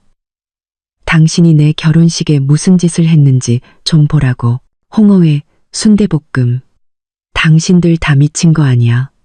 내가 이 결혼식에 얼마를 썼는지 알아? 당신들 파산하고 싶어? 강의사는 전혀 두려워하는 기색이 없었습니다. 그녀는 조용히 재민의 손을 풀고 자신의 깃을 정리했습니다. 재민 씨, 진정하시는 게 좋을 것 같습니다. 오늘 모든 음식은 저희가 합의한 메뉴대로 준비되었습니다. 합의? 재민은 믿을 수 없다는 듯 소리쳤습니다. 무슨 소리야? 내 메뉴는 랍스터였고 코베 소고기였다고. 누가 당신들과 이 역겨운 메뉴에 합의했어? 바로 당신입니다. 강의사는 변함없는 목소리로 대답했습니다. 그러고는 직원에게 서류철을 가져오라고 손짓했습니다. 이것은 당신이 저희와 서명한 계약서이고 여기는 메뉴에 대한 추가 부속 문서이며 맨 아래에는 당신의 서명이 있습니다. 그녀는 마지막 페이지를 펼쳤습니다. 그곳에는 긴 토속 음식 목록 아래에 재민의 서명이 선명하고 반박할 수 없게 있었습니다. 그는 계약서에 서명하던 날 너무 자신만만하고 방심했었습니다. 그는 주요 조항들만 대충 훑어보고 부속 문서를 자세히 읽어보지도 않고 모든 페이지에 서명했었습니다. 그는 가장 기본적인 덫에 빠진 것이었습니다. 그 여자야. 그는 고개를 들었고 그의 붉어진 눈은 마치 저를 보는 것처럼 허공을 응시했습니다. 확실해, 그 망할 하은이야. 그녀가 당신들과 짜고 나를 해치려는 거야. 그녀는 어디 있어? 그녀는 어디 있냐고. 그는 미친 짐승처럼 소리를 지르며 저를 찾기 시작했습니다. 현장은 극심한 혼란에 빠졌습니다. 하객들은 상황이 심각해지고 있다고 느끼기 시작했고, 일부는 조용히 일어나 떠났습니다. 그들은 축하해 주러 온 것이지, 이런 수치스러운 연극을 보러 온 것이 아니었습니다. 지수도 잠시 멍하니 있다가 더 이상 견딜 수 없었습니다. 수치심은 분노로 변했습니다. 그녀도 달려왔지만 재민을 말리기 위해서가 아니라 화풀이를 하기 위해서였습니다. 당신 뭐 하는 짓이야, 재민. 그녀는 울면서 그의 가슴을 주먹으로 쳤습니다. 당신이 우리 결혼식을 뭘로 만든 거야? 조롱거리, 서커스로 만들었잖아. 내가 알았어야 했는데. 당신 같은 복잡한 과거를 가진 남자랑 결혼하면 분명 문제가 생길 거라고. 이제 잘 됐네. 온 서울이 나를 비웃을 거야. 닥쳐. 재민은 그녀를 세게 밀쳤고 그녀는 거의 넘어질 뻔했습니다. 당신이 뭘 안다고. 다 내 전 부인 때문이야. 그녀가 여기 있어. 분명히 여기서 우리를 비웃고 있는 게 틀림없어. 그의 말이 맞았습니다. 저는 여기에 있었습니다. 하지만 웃기 위해서가 아니었습니다. 저는 빌라문 바로 밖에 주차된 검은색 유리창의 차 안에 앉아 숨겨진 카메라에 연결된 화면을 통해 모든 것을 조용히 관찰하고 있었습니다. 제 옆에는 어머니 은숙이 계셨습니다. 어머니는 그저 앉아서 차를 한 모금 마실 뿐 얼굴에는 아무런 표정이 없었습니다. 이제 때가 되었나요? 엄마? 저는 약간 떨리는 목소리로 물었습니다. 어머니는 찻잔을 내려놓으셨습니다. 그래. 어머니는 고개를 끄덕이셨습니다. 여왕이 등장할 시간이야. 어머니는 운전기사에게 손짓하셨습니다. 빌라의 철문이 천천히 열리고 저희 차는 혼란스러운 무대 한가운데로 천천히 굴러 들어갔습니다. 모든 소리와 다툼은 갑자기 멈췄습니다. 신랑, 신부부터 남아있는 하객들까지 모두 놀라서 들어오는 고급 승용차를 돌아보았습니다. 그들은 연극의 주인공이 마침내 모습을 드러냈음을 알았습니다. 어머니의 검은색 아우디 A8 승용차는 마치 검은 표범이 자신의 영역으로 들어오는 것처럼 부드럽고 조용하게 혼란스러운 무대 한가운데로 천천히 굴러 들어갔습니다. 그것은 신랑 신부가 얼어붙은 곳에서 불과 몇 미터 떨어진 무대 조명이 가장 밝게 비추는 정원 중앙에 멈춰섰습니다. 모든 소리가 잦아들었습니다. 재민의 고함소리, 지수의 울음소리, 하객들의 웅성거림, 모든 것이 사라지고 오직 차량의 낮은 엔진 소리와 그곳에 있는 사람들의 심장 박동 소리만 남았습니다. 그들은 숨을 죽이고 초대받지 않은 이 고급차에서 누가 내릴지 기다렸습니다. 차의 뒷문이 천천히 열렸습니다. 크리스찬 루부탱의 루비레드 하이힐한 켤레가 먼저 나왔습니다. 피처럼 붉은 밑창은 거만하고 권위가 넘쳤습니다. 그리고 화려한 루비레드 이브닝 드레스를 입은 날씬한 실루엣이 나타났습니다. 바로 저, 하은이었습니다. 제가 차에서 내리는 순간 정원 전체는 폭발적인 침묵에 휩싸였습니다. 저는 더 이상 어제의 하은이 아니었습니다. 피곤한 얼굴, 낡은 옷, 그리고 항상 아래로 향했던 눈빛을 가진 여자가 아니었습니다. 지금 그들 앞에 서 있는 여인은 완전히 다른 사람이었습니다. 저의 머리카락은 공들여 올려 묶여 긴 목선과 반짝이는 다이아몬드 귀걸이를 드러냈습니다. 전문적인 화장은 피로의 모든 흔적을 감추었고 날카로운 얼굴, 붉은 입술, 그리고 차분하고 냉정한 눈빛만 남았습니다. 루비 레드 드레스는 몸에 밀착되어 운동을 통해 얻은 모든 곡선을 강조했고 저를 모든 시선을 불태우는 화려한 불꽃으로 만들었습니다. 저는 허리를 곧게 펴고 기품 있게 서 있었고 옆에서 마스카라가 번진 채 헝클어진 신부 지수의 모습과 완전히 대비되었습니다. 제가 이보다 더 화려할 수 없는 모습으로 나타난 것은 말없는 도발이었습니다. 그것은 재민과 그의 가족의 얼굴에 직접적인 따귀를 때리는 것이었습니다. 하은, 재민이 가장 먼저 정신을 차렸습니다. 놀라움은 곧 아까보다 더 큰 분노로 변했습니다. 그는 홍어 피로염부터 이 모든 혼란이 저를 망치기 위해 제가 꾸민 짓이라고 생각했습니다. 네가 감히 여기에 나타나? 그는 소리치며 저를 손가락으로 가리켰습니다. 이 망할 여자, 이 모든 게 내 짓이지? 네가 그들과 짜고 내 결혼식을 망친 거지? 네가 질투나서 그런 거지? 그는 미친 짐승처럼 저에게 달려들었지만 검은색 정장을 입은 건장한 어머니의 운전기사에 의해 쉽게 제지되었습니다. 이 손 놔. 내가 저 계집을 혼내줘야겠어. 그는 발버둥 치며 욕설을 퍼부었습니다. 저의 전 시어머니 박 여사도 정신을 차렸습니다. 닥닥 가릿도 처음의 충격이 지나가고 오직 증오와 분노만 남았습니다. 그녀 역시 아들 옆으로 달려와 익숙한 연극을 시작했습니다. 세상에, 세상에. 여러분, 이걸 좀 보세요. 제 맏며느리예요. 그녀는 남아있는 하객들에게 울면서 하소연했습니다. 얘가 제 아들에게 버림받더니 이제 돌아와서 결혼식을 망치고 있어요. 자존심도 없는 여자, 쫓겨나고도 뻔뻔하게 돌아오다니 정말 애비애미 없는 집안에서 자란 티를 내는구나. 그녀는 의도적으로 애비애미라는 두 단어를 강조하며 저의 고통에 또 다른 칼을 꽂으려고 했습니다. 하지만 저는 더 이상 아프지 않았습니다. 저는 그들이 연기하는 모습을 조용히 바라보았습니다. 저는 제가 한때 사랑했던 남자가 지금 가장 추잡한 말로 저를 욕하고 있는 모습을 보았습니다. 저는 제가 어머니처럼 대하려고 했던 여인이 지금 저를 모욕하기 위해 가장 악랄한 말을 사용하고 있는 모습을 보았습니다. 그들이 더 미쳐 날뛸수록 그들의 몰락은 더 비참해질 것입니다. 두 분, 연기는 충분히 하셨나요? 제가 마침내 입을 열었습니다. 저의 목소리는 크지 않았지만 평온하고 권위가 있어 그들 둘 다 입을 다물게 만들었습니다. 저는 재민 씨가 제 결혼식을 망쳤다고 말씀하셨죠? 누가 이 결혼식을 조롱거리로 만들고 있는지 다시 보세요. 저예요.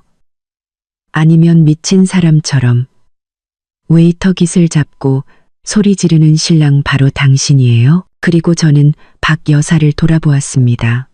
아주머니, 저는 더 이상 그녀를 어머니라고 부르지 않았습니다. 저에게 자존심이 없다고 하셨나요? 그렇다면 아들이 외도하는 것을 묵인하고 아들과 함께 공모하여 며느리의 재산을 가로채기 위해 속임수를 쓴 시어머니는 자존심이 있다고 할 수 있을까요? 저의 말은 그들의 위선적인 얼굴에 곧바로 밝히는 총알과 같았습니다. 그들은 말문이 막혀 한마디도 반박할 수 없었습니다. 그리고 저는 말했습니다. 제가 오늘 여기에 온 것은 결혼식을 망치러 온 것이 아닙니다. 저는 초대받은 손님으로서 여기에 왔습니다. 저는 재민이 제 얼굴에 던졌던 새빨간 청첩장을 높이 들었습니다. 바로 신랑이 저에게 와서 진정한 행복이 어떤 모습인지 보라고 초대했으니까요. 저는 단지 그 초대에 응하는 것뿐입니다. 저의 뻔뻔함에 재민은 분노로 끌어올랐습니다. 너는. 그는 말문이 막혔고 그저 저를 손가락으로 가리킬 뿐이었습니다. 여기는 네가 있을 곳이 아니야. 당장 꺼져. 당장 내 집에서 나가. 내 집이라고? 저는 의미심장하게 미소를 지었습니다. 당신은 여기가 당신의 집이라고 확신해요. 재민 씨, 물론이지. 등기부 등본에 내 이름이 있어. 당장 꺼져. 아니면 경비원을 부를 거야. 그는 소리쳤습니다. 그래요? 저는 도전적인 목소리로 말했습니다. 그렇다면 부르세요. 저는 우리 집 경비원들이 누구의 말을 들을지 정말 보고 싶네요. 저의 말은 또 다른 폭탄처럼 터져 모두를 다시 한번 놀라게 했습니다. 내 집 무슨 말을 하는 거야? 재민조차 멈칫했고 막연한 불안감이 그의 마음을 파고들기 시작했습니다. 바로 그때 여전히 혼란스러웠던 주방 구역에서 우아하고 권위 있는 짙은 청색 실크 한복을 입은 한 여성의 모습이 천천히 나왔습니다. 그녀의 뒤에는 서류 가방을 든 10명가량의 검은색 정장을 입은 팀이 따르고 있었는데 마치 강력한 법률팀처럼 보였습니다. 그리고 그 여성은 다름 아닌 저의 어머니였습니다. 어머니의 등장은 즉시 모든 혼란을 잠재우는 진정제와 같았습니다. 어머니는 서두르지 않고 걸으셨고 한 걸음 한 걸음이 모든 상황을 통제하는 사람의 기품을 발산했습니다. 어머니는 재민도 박 여사도 보지 않으셨습니다. 어머니의 눈빛은 홀 전체를 훑었고 그 날카롭고 권위 있는 시선에 걸린 모든 사람들은 무의식 중에 고개를 숙여야 했습니다. 그리고 예상치 못한 일이 일어났습니다. 피로연에 참석했던 일부 하객들, 재계와 부동산 업계의 나이든 유력 인사들이 어머니를 보자마자 깜짝 놀라 서둘러 일어나 공손하게 고개를 숙이며 인사했습니다. 최은숙 회장님, 여기서 뵙다니 뜻밖입니다. 회장님, 오랜만입니다. 여전히 건강하시죠? 최 여사님, 정말 영광입니다. 재민과 그의 어머니는 완전히 멍해졌습니다. 최 회장님? 회장님이라니? 내 전업주부 어머니가? 왜 이 성공한 사업가들이 어머니 앞에서 고개를 숙이는 거지? 어머니, 하은이 엄마. 박 여사는 믿을 수 없다는 듯 더듬거렸습니다. 어떻게 여기에 계세요? 누가 당신을 들여보냈어요? 어머니는 그제야 천천히 그녀를 돌아보셨습니다. 어머니는 화를 내지 않으셨고 단지 연민과 경멸이 섞인 눈빛으로 박 여사를 바라보셨습니다. 갖고 내 집에 들어오는데 당신의 허락이 왜 필요하죠? 어머니는 목소리는 크지 않았지만 천근의 무게가 실린 어조로 말씀하셨습니다. 집, 당신 집이라고? 박 여사는 미친 듯이 웃음을 터뜨렸습니다. 당신 미쳤어요? 여기는 내 아들 집이야. 함부로 말하지 마. 그래요? 어머니는 방금 전 저의 미소와 똑같은 비웃음을 지으셨습니다. 어머니는 법률팀 중 한 남자에게 손짓했습니다. 그 변호사는 즉시 앞으로 나서서 자신의 서류 가방을 열었습니다. 박 여사님, 재민 씨, 안녕하세요. 변호사는 단호한 목소리로 말했습니다. 저는 이 저택의 합법적인 소유주이신 최은숙 여사님을 대리하는 김훈 변호사입니다. 그는 공증 사무실에 붉은 도장이 찍힌 서류철을 높이 들었습니다. 작년 3월 15일에 작성된 제1234호 조건부 부동산 증여계약에 따라 저희 의뢰인 최은숙 여사님은 자신의 딸 하은 씨와 사위 재민 씨에게 한옥원 빌라의 소유권을 증여하셨습니다. 변호사는 멈추고 재민의 얼굴을 똑바로 바라보았습니다. 그러나 계약서 제3, 2조에는 재민 씨와 하은 씨가 유효한 혼인 관계를 유지할 때에만 이 계약이 효력을 가진다고 명시되어 있습니다. 이달 7일에 그는 계속 말했습니다. 서울지방법원은 두 분에 대한 이혼 판결을 내렸습니다. 이는 계약의 전제 조건이 파기되었음을 의미하며 법에 따라 이 증여계약은 공식적으로 무효가 되었습니다. 홀 전체에 침묵이 감돌았습니다. 모든 사람들이 변호사의 말을 숨죽이고 들었습니다. 결론적으로 변호사는 결론을 내렸습니다. 이 저택의 소유권은 자동으로 원래 소유주이신 저희 의뢰인 최은숙 여사님께로 돌아왔습니다. 재민 씨가 이후에 하은 씨를 속여 서명하게 한 모든 명의 변경 서류는 법적 효력이 없습니다. 간단히 말해서 재민 씨, 당신과 당신의 가족은 다른 사람의 재산 위에서 불법적인 파티를 열고 있는 것입니다. 아니, 말도 안 돼. 거짓말이야. 재민은 소리쳤습니다. 그는 서류철을 낚아채려고 달려들었지만 어머니의 두 경호원에게 제지당했습니다. 모든 것이 합법적인 서류이며 국가의 공증을 받았습니다. 김훈 변호사는 차가운 목소리로 말했습니다. 믿지 못하시겠다면 법원에서 만날 수 있습니다. 어머니는 그제야 천천히 앞으로 걸어 나오셨습니다. 어머니는 재민을 보지 않고 핏기 없는 얼굴로 떨고 있는 신부 지수를 바라보셨습니다. 축하한다, 아가야. 어머니는 갑자기 목소리가 부드러워졌습니다. 지수 맞지? 참 예쁘구나. 나는 최은숙이란다. 미려그룹의 회장이자 너희들이 고용한 청담 테이블의 주인이기도 하지. 우리 서비스를 믿고 맡겨줘서 고맙다. 또 하나의 폭탄이 터졌습니다. 지수와 재민은 완전히 굳어버렸습니다. 그리고 집주인으로서 어머니는 계속 말씀하셨고 입가에는 미소가 더욱 환해졌습니다. 오늘 내가 직접 하객들에게 대접할 메뉴를 짰단다. 정과 의리가 넘치는 토속 음식들로 가득 채웠지. 홍어삼합, 순대볶음. 네가 시골 음식을 잘 못 먹는다고 들었는데 괜찮아.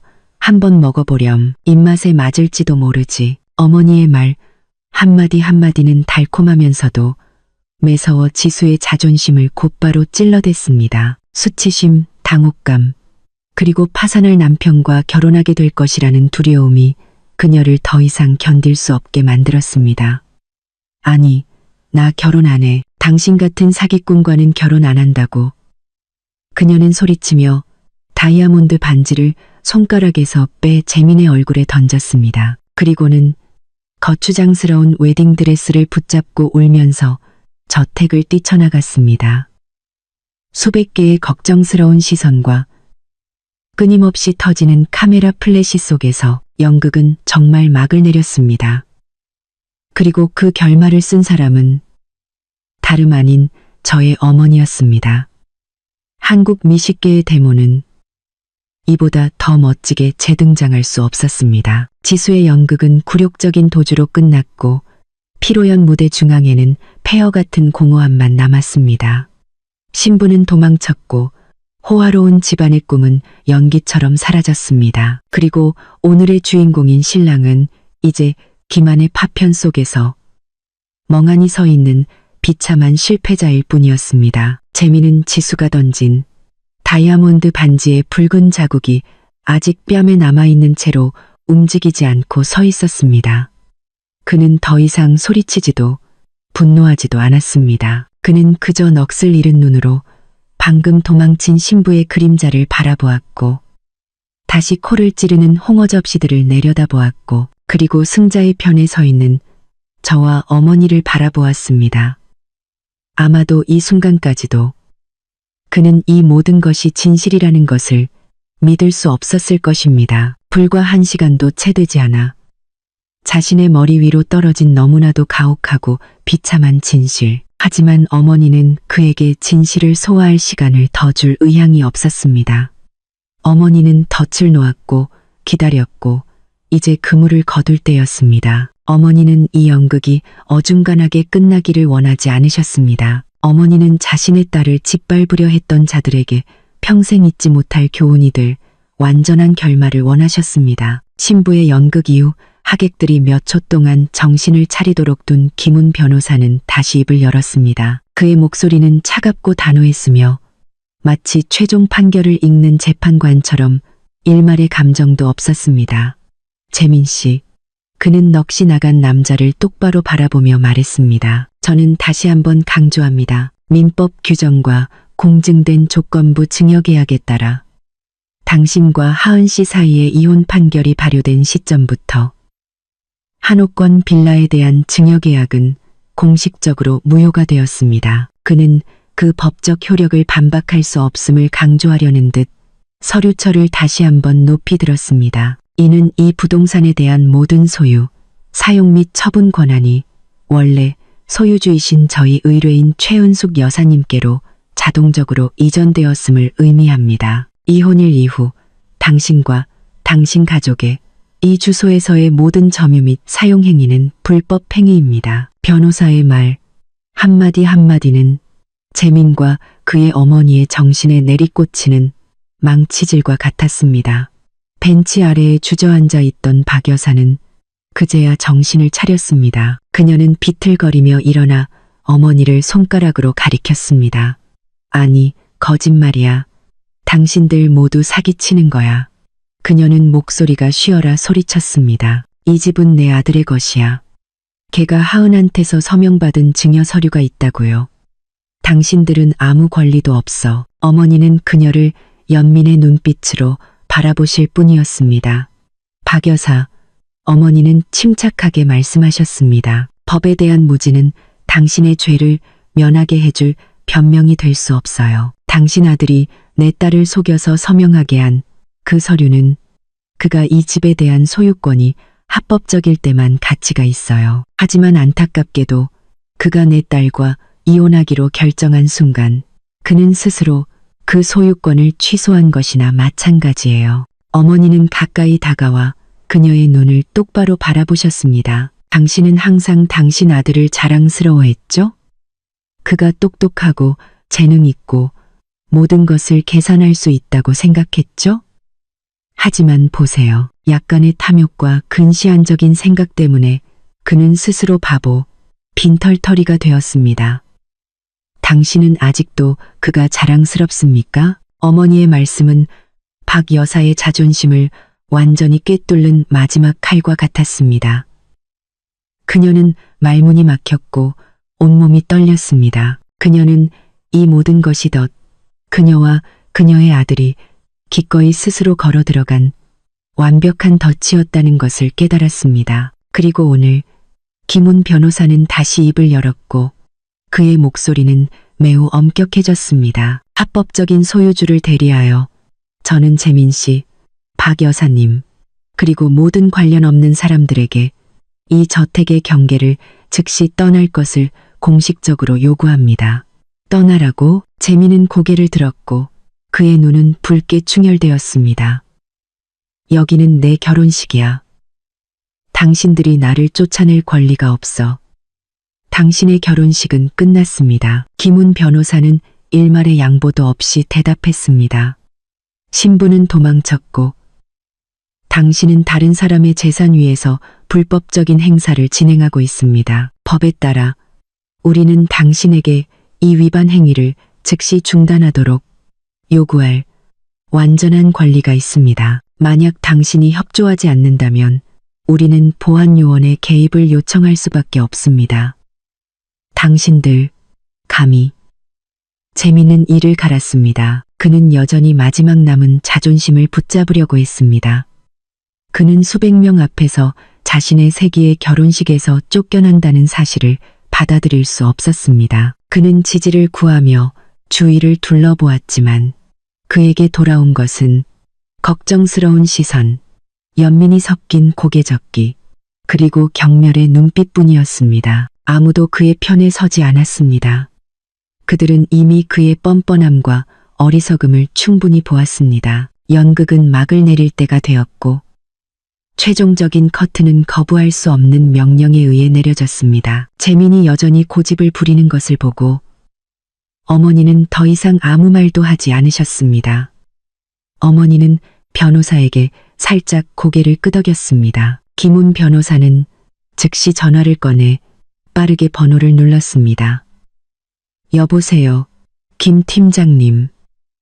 회장님 자산에 불법적으로 침입하여 소란을 피우는 몇몇 인원들이 있습니다. 절차에 따라 그들을 밖으로 안내해 주십시오. 전화 통화가 끝났습니다. 불과 2분도 채 되지 않아 문 밖에서 20명가량의 건장하고 키가 큰 보안팀이 모두 검은색 제복을 입고 조용하고 전문적으로 일제히 들어섰습니다. 그들은 미려 그룹의 내부 보안팀이었으며 가장 복잡한 상황을 처리하도록 훈련받았습니다.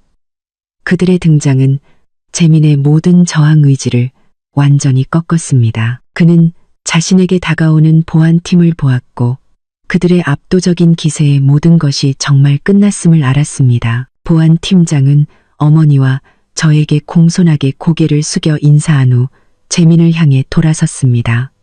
재민 씨, 그는 낮고 권위 있는 목소리로 말했습니다. 저희는 당신과 당신 가족에게 이곳을 떠나도록 요청하라는 지시를 받았습니다. 협조해 주십시오. 당신들에게는 권리가 없어. 재민은 여전히 약하게 소리쳤습니다. 권리가 있습니다. 김 팀장이 대답했습니다. 강신들에게는 권리가 있습니다. 우리는 합법적인 소유주를 위해 재산을 보호하는 권한을 행사하고 있습니다. 그러고는 그는 손짓했습니다. 2명의 보안 요원이 즉시 재민에게 다가가 그의 양팔을 단단히 잡았습니다. 이 손 놔. 내가 누군지 알아? 그는 몸부림쳤지만 소용없었습니다. 그의 힘은 전문적으로 훈련된 사람들과 비교할 수 없었습니다. 고급 정장을 입은 신랑이 건장한 두 경호원에게 끼어 끌려나가는 모습은 이보다 더 비참하고 우스꽝스러울 수 없는 장면이었습니다. 박 여사는 아들이 끌려가는 것을 보고 비명을 지르며 달려와 떼를 쓰려고 했습니다. 내 아들 놔. 당신들 강도들이야. 하지만 그녀 역시 두 여성 보안 요원에게 제지당했습니다. 사모님, 저희와 함께 가시죠. 그들은 정중하게 말했지만 행동은 매우 단호했습니다. 그들을 포함한 황 씨 가문의 모든 친척들, 아까까지 거만하고 우쭐대던 사람들도 이제는 이보다 더 당혹스러울 수 없는 방식으로 파티장에서 쫓겨났습니다. 그들은 마치 오리떼처럼 아직 홍어와 순대로 가득 찬 테이블들을 지나 남아있는 하객들의 연민의 시선을 지나 한때 자신들의 천국이라고 생각했던 저택의 문을 나섰습니다. 황 씨 가족이 깨끗하게 정리된 후 어머니는 무대 위에 마이크를 잡으셨습니다. 어머니는 멍하니 있는 하객들을 보지 않고 여전히 작동 중인 언론의 수십 대 카메라 렌즈를 바라보셨습니다. 신사숙녀 여러분, 어머니는 이제 딸을 위한 복수를 하는 어머니의 모습이 아니라 권위 있는 회장의 모습으로 말씀하셨습니다. 저는 미려 그룹의 회장 최은숙입니다. 오늘 여러분께 이런 유감스러운 연극을 목격하게 해드린 점 사과드립니다. 어머니는 잠시 멈추더니 미소를 지으셨습니다. 하지만 피로연은 이미 차려졌고 음식도 나왔습니다. 만약 이 토속적인 음식들을 마다하지 않으신다면 자유롭게 즐겨주십시오. 이것을 앞으로 한옥원 지점에 미려 레스토랑이 뜻하지 않게 선보이는 데뷔 파티라고 생각해 주십시오. 어머니의 유머러스하면서도 날카로운 말은 홀 전체를 박수갈채로 터져나오게 했습니다. 어머니는 집을 되찾았을 뿐만 아니라 언론 재앙을 이보다 더 좋을 수 없는 홍보 기회로 바꾸셨습니다. 그리고 저의 딸에 대해서는 어머니는 계속 말씀하시며 저를 옆으로 끌어당기셨습니다. 저의 외동딸 하은을 소개합니다. 이 아이는 저와 함께 이 요식업 브랜드를 관리하고 발전시킬 사람입니다. 어머니는 저의 손을 높이 들어 올리셨고 모든 시선과 모든 카메라 렌즈가 저에게 집중되었습니다.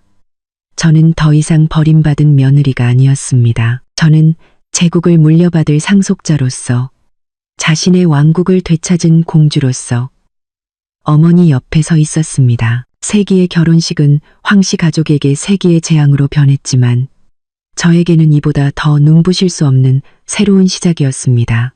연극은 정말 막을 내렸고 그 결말을 쓴 사람은 다름 아닌 저의 어머니였습니다. 한국 미식계의 데모는 이보다 더 멋지게 재등장할 수 없었습니다. 저는 어머니의 손을 잡고 새로운 미래, 새로운 삶이 저를 기다리는 앞을 바라보았습니다. 그 운명적인 밤은 황씨 가족이 수백 쌍의 눈과 수십 대의 카메라 렌즈 앞에서 미려 그룹 보안 팀의 호의를 받으며 한옥권 빌라의 문을 나서는 것으로 끝났습니다. 그들은 집도 명예도 없이 암울하고 어두운 미래만을 안고 밤속으로 던져졌습니다. 하지만 그것은 그들의 지상지옥의 시작에 불과했습니다. 탐욕, 오만, 그리고 배신의 벽돌로 지어진 지옥. 바로 그날 밤 홍업 피로연 결혼식에 대한 영상은 소셜미디어에서 폭풍을 일으켰습니다. 홍어 결혼식, 세기의 비결 또는 미식데모 음해운사위 교육 등의 해시태그는 엄청난 속도로 트렌드에 올랐습니다. 그것은 더 이상 상류층 사이의 가십이 아니었습니다. 그것은 전국적인 미디어 현상이 되었습니다. 사람들은 공유하고 댓글을 달고 밈미미을 만들었습니다. 재민의 분노로 일그러진 얼굴, 지수의 수치심으로 창백해진 얼굴, 그리고 특히 수십억 원짜리 피로연 테이블 위에 고급 홍어 삼합. 사진은 불멸의 밈으로 남았습니다. 다음 날 아침, 해가 완전히 뜨기도 전에 진정한 지진이 시작되었습니다. 가장 큰 온라인 신문사부터 권위 있는 경제신문에 이르기까지 모든 주요 언론 매체들이 일제히 충격적인 제목을 뽑았습니다. 55억 원 저택과 예비 신부를 잃은 미디어 디렉터의 몰락, 세기의 법적 비격과 최은숙 회장의 매운맛 복수극기, 꿈의 결혼식에서 홍어의 재앙까지 탐욕스러운 배신자의 씁쓸한 결말. 재민과 지수의 이름은 그 어느 때보다 유명해졌지만 불명예와 굴욕으로 가득 찬 악명이었습니다. 그들에 대한 모든 정보가 네티즌들에 의해 파헤쳐졌습니다. 재민의 난잡한 과거, 지수의 소셜미디어 허세와 가짜 삶에 대한 발언, 그리고 심지어 과거박 여사가 저에게 했던 모진 말들까지 제 옛 친구들에 의해 폭로되었습니다. 모든 것이 드러났고 그들은 온 도시의 조롱거리가 되었으며 모든 수다의 주제가 되었습니다. 이미지와 대중의 환호로 사는 핫걸 지수에게 이것은 치명적인 타격이었습니다. 그녀의 가짜 삶 경력에 대한 사형 선고였습니다. 그녀의 개인 계정은 수만 명, 그리고 수십만 명의 사람들로부터 공격을 받았습니다. 그들은 욕설뿐만 아니라 그녀를 경멸하기 위해 바로 그 시골 음식을 사용했습니다. 오늘 순대볶음 드셨나요, 언니? 상간녀는 홍어회가 사기꾼 남편이랑 딱이네.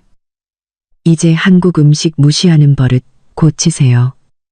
깨끗한 풀밭 핫걸. 과거 그녀와 광고 계약을 맺었던 패션 및 화장품 브랜드들은 이 수치스러운 스캔들로 인해 브랜드 이미지가 손상되는 것을 원치 않아 일제히 협력 중단을 발표했습니다. 굴욕을 견딜 수 없었던 그녀는 모든 소셜미디어 계정을 폐쇄하고 집 밖으로 나가지 못했습니다. 호화로운 집안의 며느리가 되려던 꿈은 산산조각 났고 핫걸 경력도 사라졌으며 그 대신 홍어 핫걸이라는 평생 그녀를 따라다닐 오점만 남았습니다. 하지만 가장 직접적이고 무거운 결과를 짊어져야 했던 것은 바로 재민과 그의 가족이었습니다.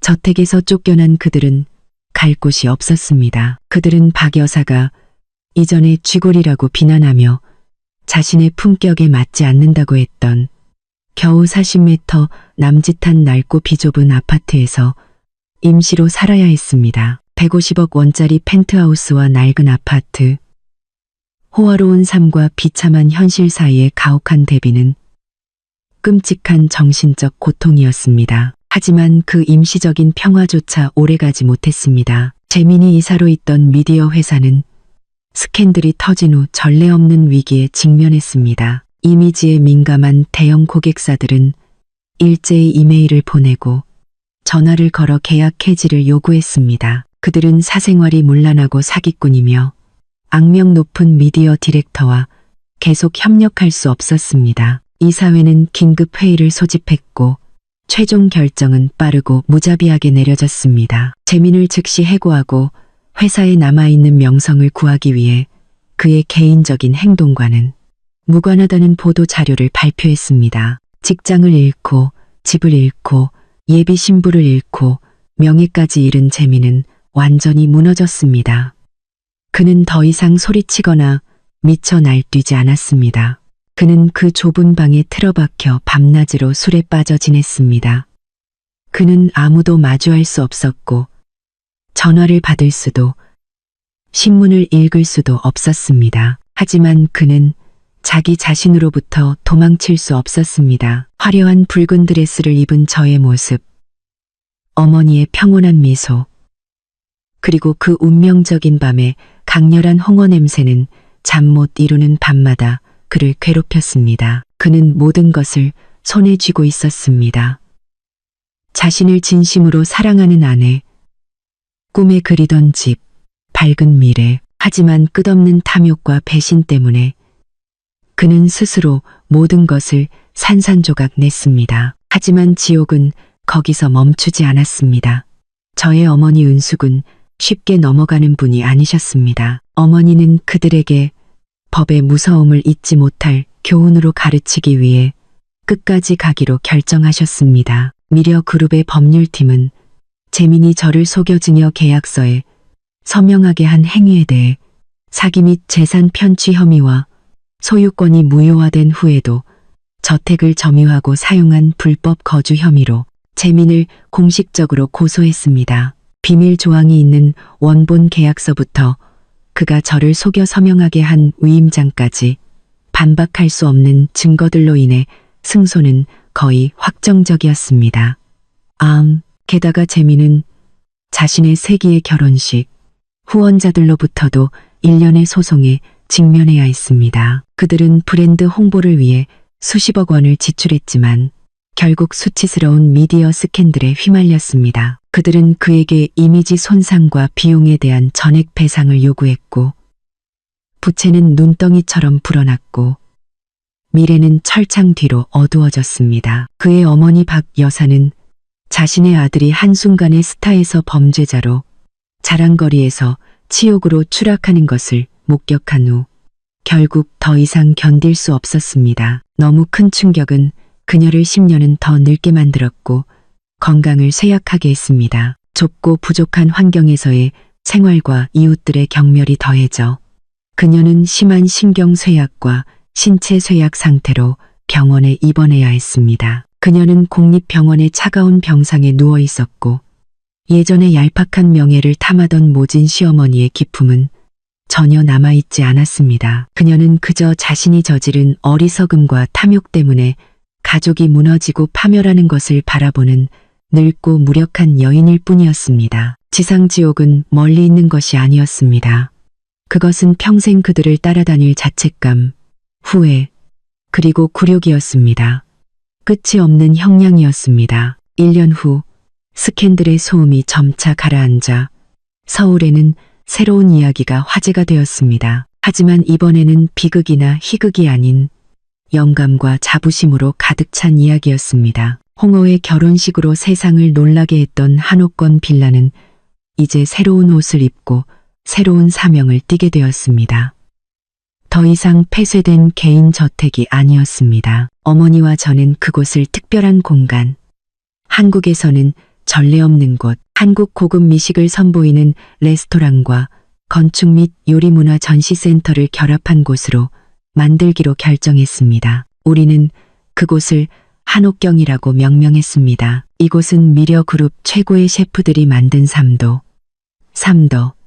점도의 정수 요리를 독특한 건축 공간에서 제공할 뿐만 아니라 재능 있는 젊은 건축가들의 설계도와 건축 모델을 전시하고 문화 강연, 전통 요리 수업, 그리고 한국 농민들의 친환경 농산물을 기리는 주말 장터를 개최하는 곳이기도 했습니다. 우리는 한옥권을 문화적 뿌리의 가치를 기리는 곳, 한국의 자녀들이 돌아와 자부심을 느낄 수 있는 곳으로 만들고 싶었습니다. 개장일 한옥경은 모든 엘리트, 예술가, 그리고 미디어의 관심을 끄는 큰 행사가 되었습니다.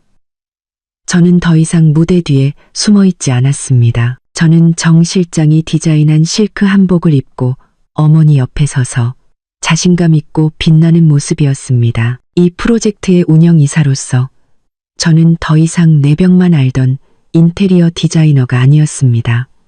저는 어머니로부터 배우며 관리와 운영에 참여했습니다. 저는 저 자신만의 보금자리를 짓는 것이 아니라 공동체를 위한 좋은 가치를 구축하고 전파하는 것에서 열정을, 그리고 저의 가치를 되찾았습니다. 저의 삶은 이제 바쁘지만 기쁨으로 가득 찬 나날의 연속입니다. 저는 이래서 손님들의 만족스러운 미소에서, 문화를 사랑하는 젊은이들의 존경스러운 눈빛에서 행복을 찾았습니다. 저는 저 자신을 되찾았습니다. 이전보다 훨씬 더 강하고 완전한 버전의 저를 고통스럽게 했던 자들의 운명에 대해서는 그들 역시 자신들이 마땅히 받아야 할 결말을 맞았습니다. 그들의 잘못된 선택으로 인해 쓰인 비극적인 결말. 재민은 사기 혐의에 대한 반박할 수 없는 증거로 3년 징역형을 선고받았습니다. 하지만 그것이 전부가 아니었습니다. 후원자들과 관련 당사자들에게 지불해야 할 막대한 배상금은 그와 그의 가족을 완전히 파산시켰습니다. 출소 후 그는 아무것도 남아있지 않았습니다. 전 회사는 그를 해고했고 친구들은 그를 멀리했으며 재민이라는 이름은 미디어 업계에서 오점이 되었습니다. 어떤 회사도 그를 고용하려 하지 않았습니다. 그는 생계를 위해 온갖 육체노동을 해야 했습니다. 오토바이 운전부터 길거리 포장마차의 종업원까지. 아이러니하게도 그가 한때 경멸했던 음식들을 파는 곳이었습니다. 때때로 사람들은 그가 힘든 하루 일과를 마친 후 길모퉁이에 조용히 앉아 불빛이 환하게 켜진 한옥경 빌딩을 넋을 잃고 바라보는 것을 목격합니다. 아마도 그 순간 그는 후회하고 있을 것입니다. 자신을 온 마음으로 사랑했던 아내에 대한 후회, 손이 닿는 곳에 있었지만 자신의 탐욕과 배신으로 걷어차버린 인생 역전의 기회에 대한 후회. 하지만 모든 것이 너무 늦었습니다. 후회는 이제 그의 남은 평생 동안 충실한 동반자가 될 뿐입니다. 박 여사는 오랜 입원 생활 끝에 퇴원했지만 너무 큰 충격으로 인해 10년은 늙어버렸고 건강은 쇠약해졌습니다. 그녀는 좁고 낡은 아파트에서 마지막 날들을 고통과 수치심 속에서 보내야 했습니다. 그녀의 교만, 그녀의 자만심은 그녀의 소중한 아들의 몰락과 함께 영원히 묻혔습니다. 매일 그녀는 자신의 모진 마음과 탐욕이 온 가족을 비극으로 몰아넣었다는 진실과 마주해야 했습니다. 그것은 육체적인 고통보다 더 고통스러운 정신적 고문이었습니다. 그들 가족 모두는 잘못된 선택에 대해 너무나 비싼 대가를 치러야 했습니다. 그들은 한때 높은 곳에 서서 저를 내려다보았지만 결국 그들 자신이 사회의 가장 밑바닥으로 가라앉은 사람들이 되었습니다. 어느 날 오후 한옥경 정원에서 연못에 만개한 연꽃을 바라보고 있을 때 어머니가 제 옆으로 오셔서 저를 안아주셨습니다. 아직 그들을 미워하니? 어머니가 조용히 물으셨습니다. 저는 고개를 젓고 미소 지었습니다. 아니요, 엄마. 더 이상 미워하지 않아요. 오히려 감사해야 할지도 몰라요. 그들의 배신이 없었다면 저는 아마 제 진정한 힘을 깨닫지 못했고 오늘날과 같은 의미 있는 삶도 얻지 못했을 거예요. 맞습니다. 때로는 우리 눈앞에서 닫히는 문이 끝을 의미하는 것이 아니라 우리에게 더 넓고 더 좋은 새로운 길을 열어주기 위함입니다. 그리고 저는 저만의 길을 찾았습니다. 자존감, 노력, 그리고 위대한 어머니의 사랑으로 만들어진 길을 저는 진정으로 다시 태어났습니다. 친애하는 독자 여러분, 한옥원 빌라에서의 비극적이고 통쾌한 연극의 마지막 막이 공식적으로 막을 내렸습니다. 하은이 자신의 열정이 담긴 집에서 쫓겨났을 때의 극심한 굴욕과 당혹감부터 정의가 이보다 더 멋지게 실현될 수 없을 때의 통쾌함과 만족감까지 우리가 함께 걸어온 여정입니다. 마지막 글자들이 멈추고 이야기의 배경음악이 서서히 잦아들 때 아마 우리 각자의 마음속에는 복잡하고 깊은 감정들이 자리 잡고 있을 것입니다. 어떤 분들은 황씨 가족이 받은 씁쓸한 결말 앞에서 통쾌함과 만족감을 느낄 것입니다. 왜냐하면 세상의 인과응보 법칙은 공평하여 바람을 심으면 폭풍을 거둔다는 것은 변할 수 없는 법칙이기 때문입니다. 어떤 분들은 자신의 재능으로 딸을 보호한 은숙 어머니의 지혜, 날카로움, 그리고 대가다운 연출에 감탄할 것입니다. 그리고 우리는 모두 눈물을 다이아몬드로 바꾸고 고통을 힘으로 바꾼 하은의 변신에 대해 따뜻한 마음과 자부심을 느낄 것입니다. 하지만 이러한 일시적인 감정들보다 더 깊은 곳에서 이 이야기는 우리 삶과 사회에 숨겨진 구석을 비추는 큰 거울, 느린 영화와 같습니다. 그것은 인간의 가치, 행복의 진정한 본질, 그리고 우리가 우리 삶을 완전하고 자존감 있게 살아가야 하는 방식에 대한 매우 깊고 의미 있는 교훈을 남깁니다. 첫 번째이자 가장 쓰라린 교훈은 현대사회에서 가치 판단 기준의 환상에 관한 것입니다. 황씨 가족, 특히 재민과 박 여사를 다시 생각해 봅시다. 왜 그들은 하은에게 그렇게 잔인하게 대했을까요? 왜 그들은 3년간의 애정을 쉽게 짓밟았을까요?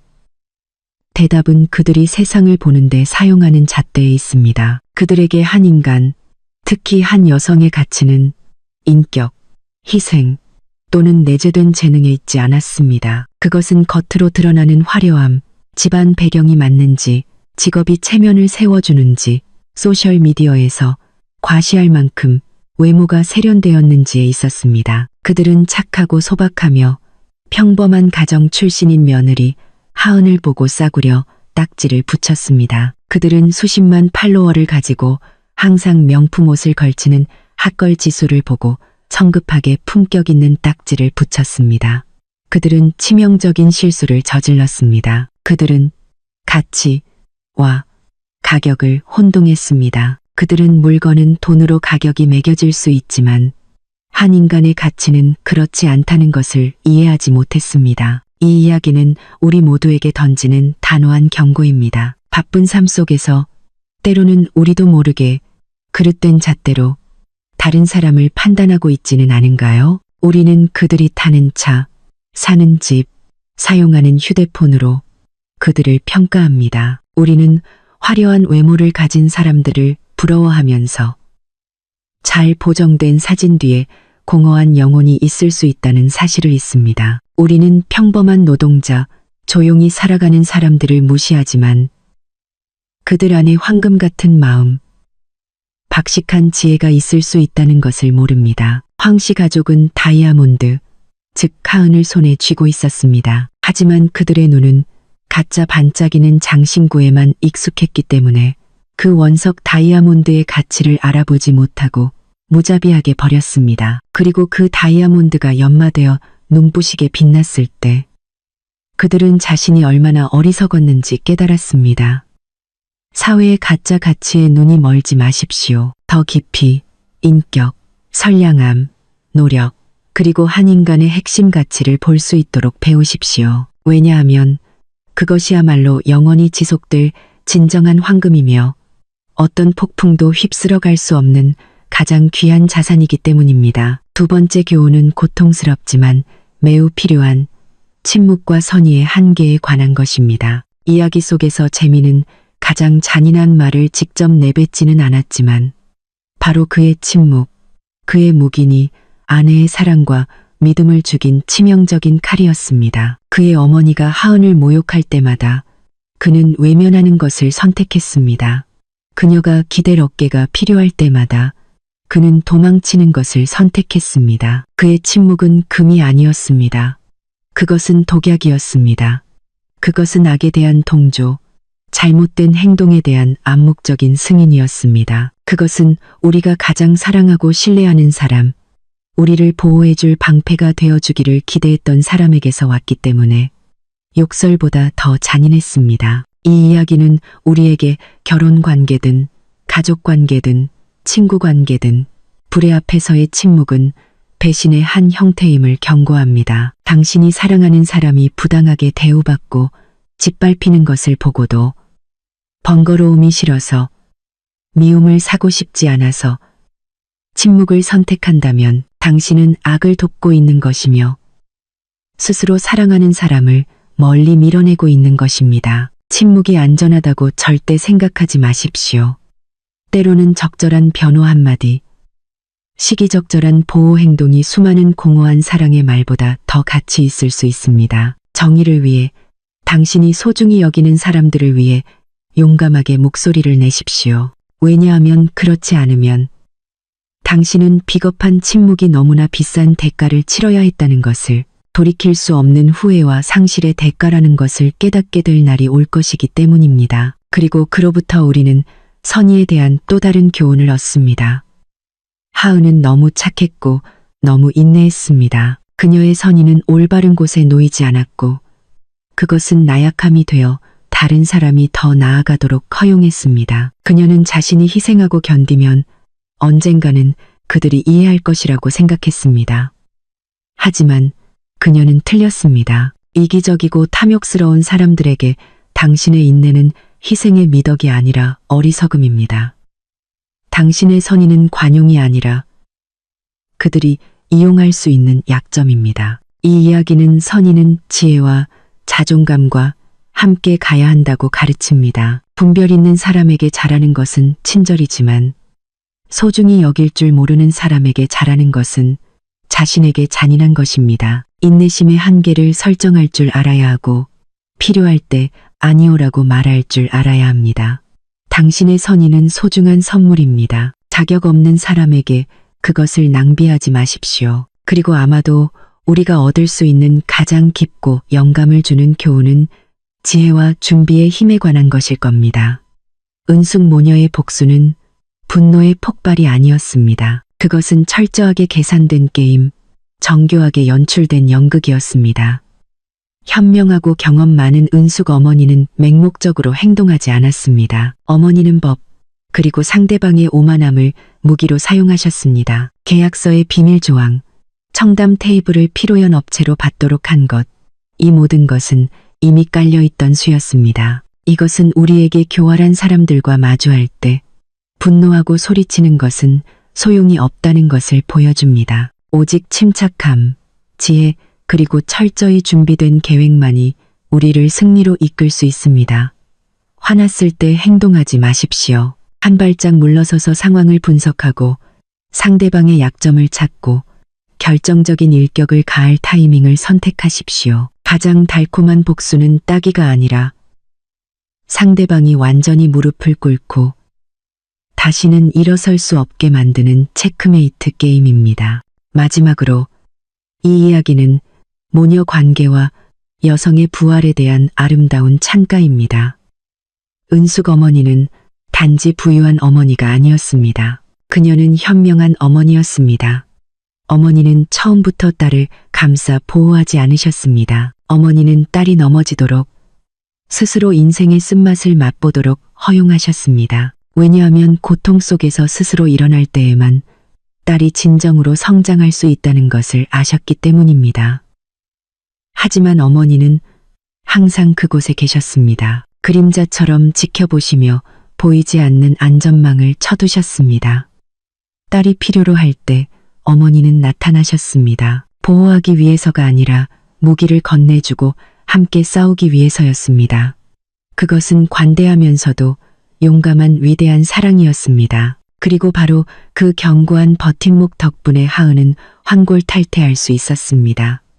그녀는 고통을 동력으로 바꾸고 굴욕을 기품으로 바꾸었습니다. 그녀는 결혼 생활의 잿더미 속에서 일어섰습니다. 다른 남자에게서 빌린 행복을 찾기 위해서가 아니라 자신의 손으로 새로운 행복, 새로운 경력, 더 빛나고 의미 있는 새로운 삶을 구축하기 위해서였습니다. 하은의 여정은 당신 스스로 허락하지 않는 한 아무도 당신을 파괴할 수 없다는 강력한 증거입니다. 나쁜 관계의 끝은 때로는 비극이 아니라 가장 멋진 여정의 시작입니다.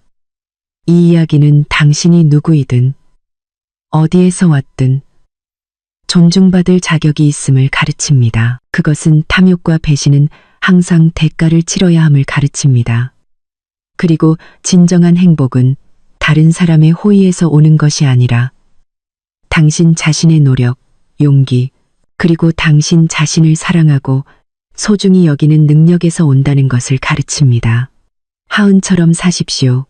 어떤 상황에서도 자존감을 잃지 마십시오. 당신 자신의 가치를 믿고 도전에 용감하게 맞서며 당신의 삶을 위한 빛나는 새벽을 스스로 구축하십시오. 왜냐하면 모든 비가 그친 후에는 하늘이 맑아지고 모든 폭풍 후 뒤에는 우리를 기다리는 맑고 넓은 하늘이 있기 때문입니다. 어느 날 오후 한옥경 정원에서 연못에 만개한 연꽃을 바라보고 있을 때 어머니가 제 옆으로 오셔서 저를 안아주셨습니다.